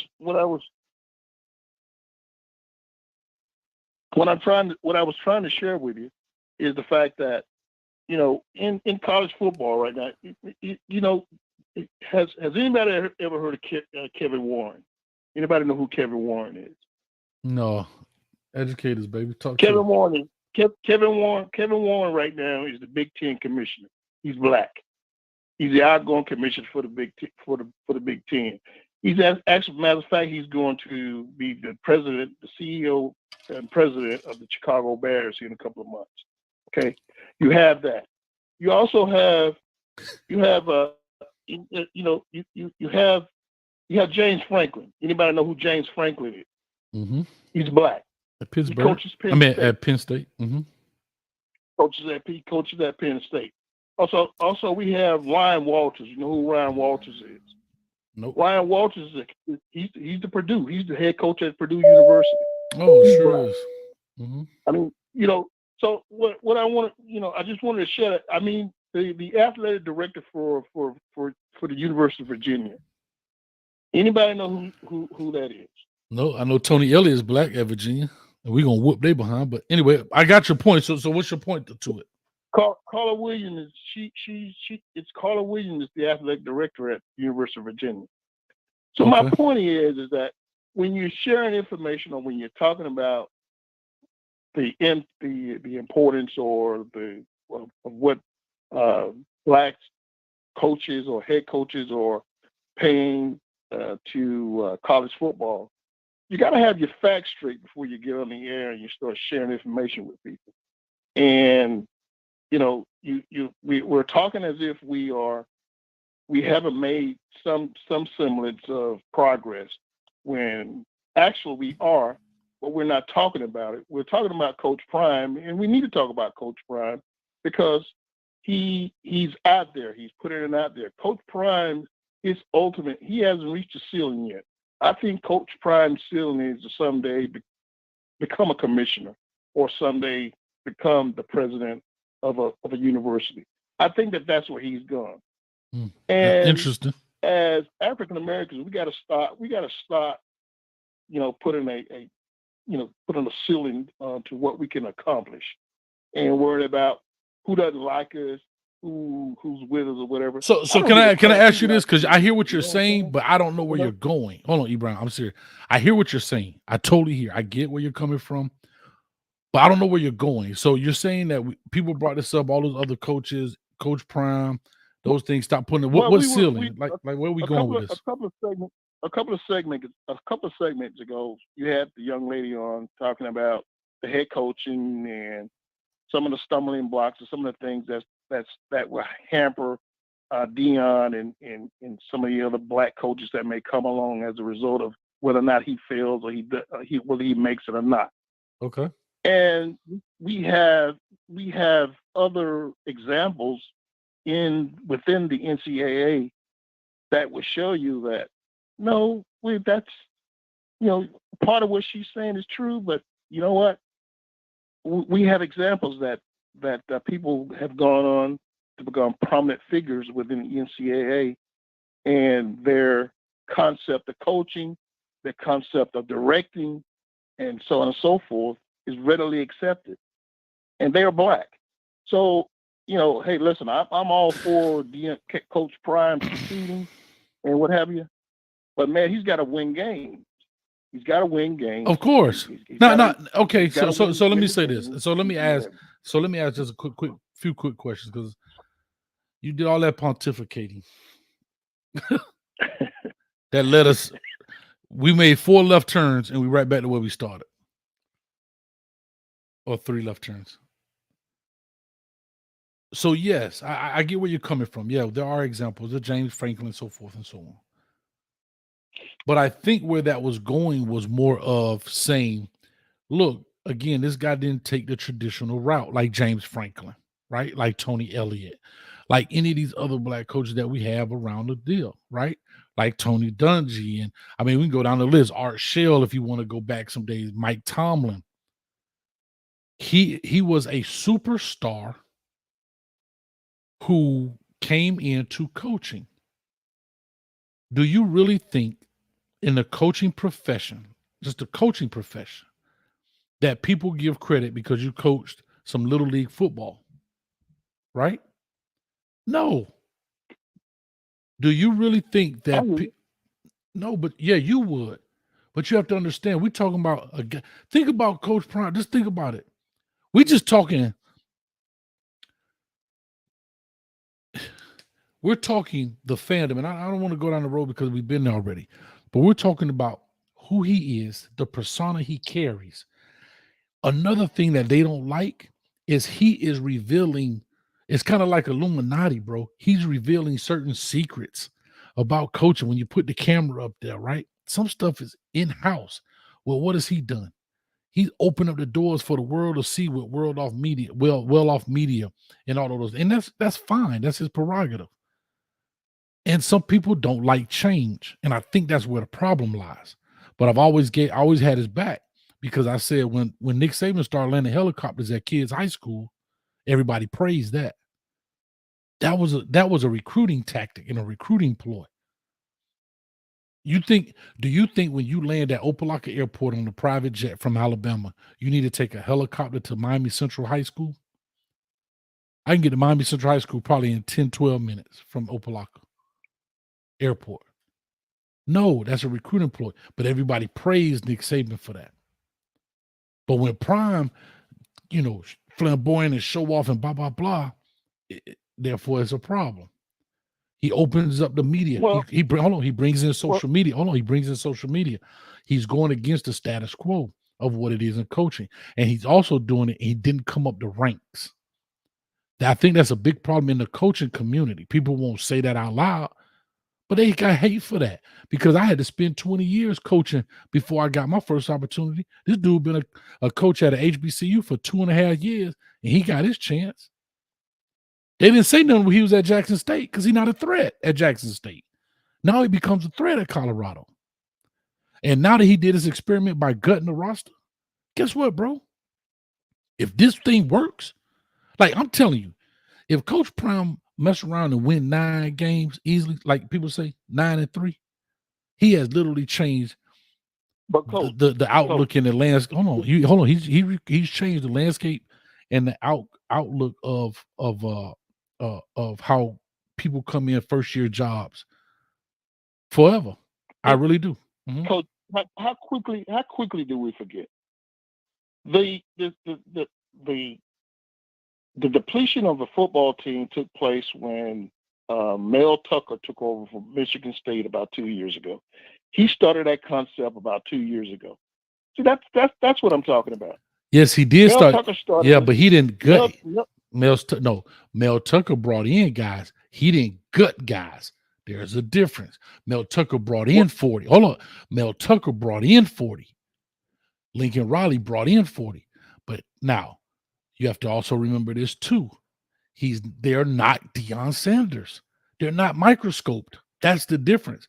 But there is a difference. Mel Tucker did not wait till after a spring game and clear the entire roster besides 10 guys. Mel Tucker did not do that. He brought in 40. But Coach, Mel Tucker gave the Michigan State players when he took over. He gave them an ultimatum, just like how Deion did when he took over. He gave them an ultimatum. That ultimatum was, hey, you either come on board or you're out of here. Mel Tucker brought in the 20 players. He brought in 20 plus players of that team, and he essentially won under that concept. Deion Sanders, he has a talent. He has the talent, number one, to take a thought and put it into play. And he not only did that, but earlier we talked about how Coach Coker wasn't able to take the concept of social media and utilize it to his advantage. Okay, but stop right there for a second. Stop right there. Was already there. I know, but stop right there He for a was second. already there with it. I know, but stop for a second. You said Mel Tucker brought in 20 guys. Bro, that's nothing. 20 guys is nothing. Miami just brought in 40. Miami just brought in 45. At that time it was, though, Coach. That was unprecedented at that time. No, 20 guys. 20 guys. The way he did it. I know. And now but Deion but came. about, but Deion didn't ease his way and say, okay, I'm going to bring in, like, even Lincoln Riley. Lincoln Riley brought in a lot of players, 25, 30. Deion has brought in 70-something players, bro. That's a total, like, that ain't ripping the Band-Aid off. That's ripping somebody's stitches out. Like, it's 105 people, 85 on scholarship, and you bring in 20. That's nothing. You probably on the football team. Why? Think about it. You lose, you used to get 25 scholarships every year, and you brought in 20 dudes from a transfer portal. No big deal. Like, yeah, it's a little unprecedented, but it's not like it's not like bringing in 73 players, dog. 73 players. Yeah. Well, I mean, you listen. It's not impactful. The impact that what Deion did in comparison to what Mel Tucker did when he took over, of course, there's a difference. But you got to admit it was unprecedented. You had a black coach that came into a prominent and historical college and just cleared away 20 players and brought in 20 other players, and the man won. That's the whole thing. If Deion brings those 70 players in, and if he doesn't win, you think about the criticism. The criticism is going to come fourfold, not twofold. But I believe that's what Tanisha was talking about. But I think that's what Tanisha was talking about. That he, as Pat Narduzzi came out, those guys have families. Those guys that he got rid of have goals and dreams. But yet Pat Narduzzi sure didn't offer any of them to come play at Pittsburgh. But yet he's standing up for them. That's what you're going to see. You're going to see coaches like him stand up across the country and bash him. If it doesn't work out, You're going to see cats like Pat Narduzzi and those stand up. But yet, Pat Narduzzi sure didn't offer any of them kids from Colorado a scholarship since he cares so much about their goals and dreams. That's what you're going to start seeing. Pat Narduzzi and the coach at Oklahoma who criticized Deion for what those clowns, I'm going to take that back, from what those guys couldn't do. They thought about it, but they didn't have the nerve to do what Deion did. Because go back, hold on, stop, because I got a gut. Because I'm getting off here 3 hours. I got less than 5 minutes. The reason they didn't do it because it's career suicide. That's why I said that earlier. Prime I don't think he cares about it in the sense of career suicide. He is who he is. Let me ask you this. Who is Pat Narduzzi without coaching? Who is he? Who is Pat Narduzzi? Who is Brent Venables without coaching? Coach Prime is Coach Prime. Yeah, without coaching, who is Brent Venables? He's just a dude now. I mean, what I'm saying. I mean, of course. Yeah, but Deion Sanders can always. Yeah, but hold on. Deion Sanders can always go back to the booth and be an analyst. Deion Sanders can do whatever other business venture he has going on. Deion Sanders could just ride around because he's Deion Sanders. So if he fails at this, if he fails at this, it's not career suicide for him. For those guys, it's career suicide. But that's not Deion's ultimate goal. His ultimate goal is to be at the top of the food chain. I agree. Whether it's in coaching, Deion Sanders will not go back to the booth to commentate like Urban Meyer and some of those other guys who reached that pinnacle in college football by winning the national championship. If Deion Sanders were to win a national championship, his next goal is to go do something a little bit higher. Yeah, I can't speculate on what his future plans are. I mean, I get where you're coming from, but I don't know. I mean, you brought up him being an AD or president. That's fine. I mean, if he wants to do it, yeah, he could run for president. Tommy Tuberville did. He out there running for senator saying foolishness, but that's cool. Nothing wrong with that. I'm just simply saying that Coach Prime betting on himself, which is fine. That's what he should do. But he also understands for him, it's different, right? It's how do I say it's career suicide. If another coach comes in here and he went out there and gutted that whole team and did it and it failed, that dude would be out. Deion Sanders will be Deion Sanders. I don't care what he does. If Deion Sanders go 0-12 or 12-0, he's still gonna be Deion Sanders. Absolutely. Brett Venables, hold on. Brett Venables stopped coaching. Guess who he is? He's just some rich dude that used to be a coach. No, he's going back. He's going to go back to Clemson. He'll go back to Clemson. No, let's just say let's say if they say no, he can't coach anymore. What does he do? Oh, career suicide. That's what I'm trying to tell you. No, he's going to be like no. Like that's my point. Who is he? Deion Sanders is going to be Deion Sanders in the state of Texas. Whoever he is, he's going to be in the airport. Deion, what's up, baby? Brett Venables, and anybody else walk by? No, Miss Barton, we're not talking in circles. I mean, everybody has the right to their opinion, and everybody doesn't have a PhD and needs to brag about it. He said, "You mad? What are you talking about? Whatever. He said, "You mad? Hey, nope, I'm not mad. Hey, you mad, Coach? Nope. What am I mad about? Exactly. No, there's no mad. We're having a conversation. We're having a conversation about a topic where I get sick and tired of hearing. See, you guys are acting like Coach Prime doesn't have a coach at the bus are going to be fine. That's not what we're talking about. We were talking about if you just jumping in, Michael Green. We were just talking.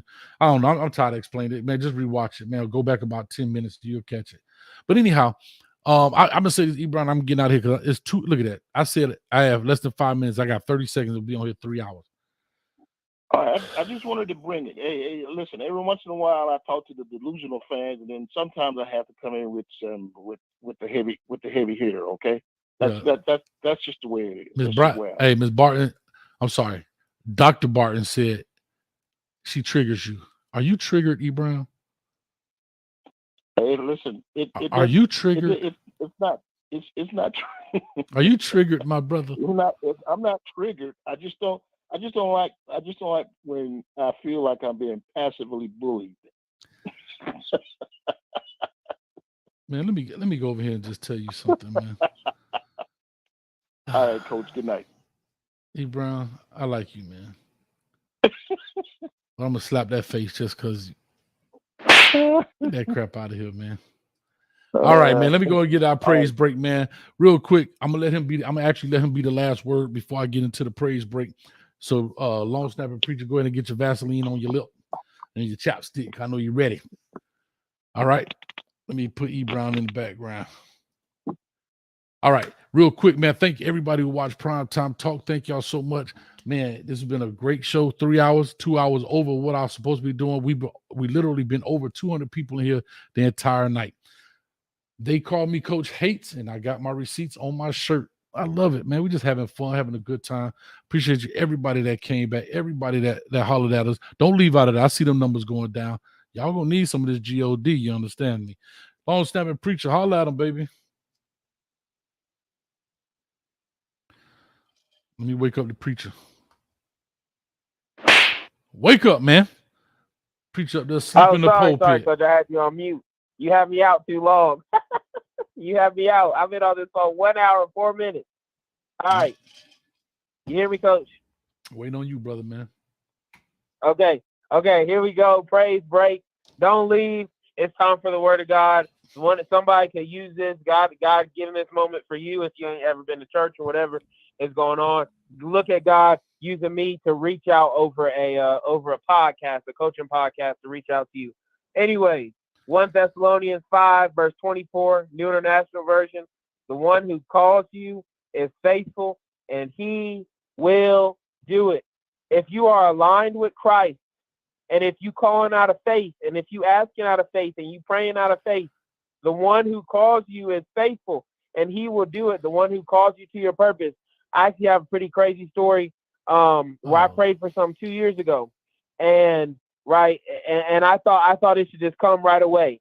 Through that time, I got it. You know, I'm walking into a blessing that I prayed for 2 years ago. But through that time, I had to eliminate some stuff like pride. I had to learn some stuff like I'm a Christian first, right? I had to learn some stuff like I will declare myself weak in everything, so Christ's strength can work through me in everything, right? From back when Paul's talking about the thorn, I had to learn some stuff. You might be going through a season where you're just going through a season of learning, right? Line yourself up with Christ.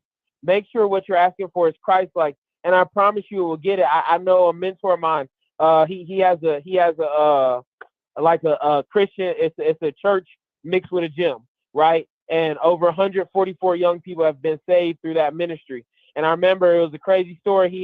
He was getting kicked out of the office at his gym, and he was just collecting workout equipment. And I said, "What? This man's crazy. He couldn't even find a storage." Within a couple months, he got a building for the gym, and that gym in 2 years but anyways, he got a building. You know what I'm saying? Because you got to remember, the one who calls you is faithful. You've been called to something bigger than yourself. I don't care what that call is, right? It might not be it might not be a pastor at a church, but it might be a pastor in the school system as a teacher. It might be a pastor on the football field as a coach. It might be a pastor in the government. It might be a pastor if you own a business, right? You might be called to pastor and make disciples wherever you are. But I promise you, he is faithful. Trust him because he is good, and keep going with him. And don't let what the world tries to throw at you to get off your purpose. Don't let it distract you, because I promise you, he is bigger. Keep walking on that water. And if you do happen to focus on the waves, make sure you shout out to Jesus, just like Peter did, so you can be rescued and so you can accomplish your goal. But anyways, thank you for having me call in, Coach. This is a blessing. I hope we had some people stay around. I hope this word connects with some of the people over there, with some of the people on this, or even you, Coach. And if anybody's going through anything from now until Sunday, because God willing, I'll be back here calling in Sunday about another praise break. I hope they can take this word to strengthen them if they go through hard times. Thank you so much, Coach. Much love to you. Amen, brother. He a young dude, man. I'm trying to look out for him, man. That's the long snapping preacher. Y'all give it up, man. Like I said, I appreciate him. I do appreciate him. Young dude in college, man, playing some ball. and he believes, and nothing wrong with that, man. I love it. I'm gonna talk to him a little bit. That boy T, what's his name? T double. Well, somebody said even the long snapping preacher lost tonight. Y'all shout out. I'm sorry for that. Even the preacher was lost tonight. Oh, the long snapping preacher. But I appreciate it, man. Y'all, hey, look how many. Now here we go. Now all these people love Prime, and he loved the Lord. But soon we had 215 in here. It's 168 in here right now. Some of y'all talking about y'all Prime fans. Yeah, all right. You ain't a fan of the G-O-D. We start talking that flesh, you right in here. Like love in Colorado. I want to see what's going on. Start talking about the Most High. I got to go, coach. I got to go. I understand. But anyway, I appreciate y'all. Thank y'all so much, man. Check us out Sunday at 6:30 for Canes Talk Live, Tuesdays at 8, Thursdays at 8 for 2 different shows, Coach and Coach Podcast, and of course, this. Ooh-wee. Y'all should see the shirt I'm finna wear next week. In the words of Old School, where Old School at? Old School, get back in here. Yeah, I'm finna make another shirt, just like you were talking about, homeboy. So matter of fact, Old School, take this to the face. I'm gonna buy you a toothbrush. Get out of here with that foolishness. Anyway, with all that said, man, there you go. Those are the real haters. There you go. A little idol worship. Yeah. Anyway, listen, I appreciate y'all. Love y'all. I hate saying goodbye, but I got to go. Coach got some stuff to do tomorrow. Peace, love, and hair grease. And Coach catch you at the 50-yard line. Somebody put some money in my collection plate and pass me my Colorado concoction.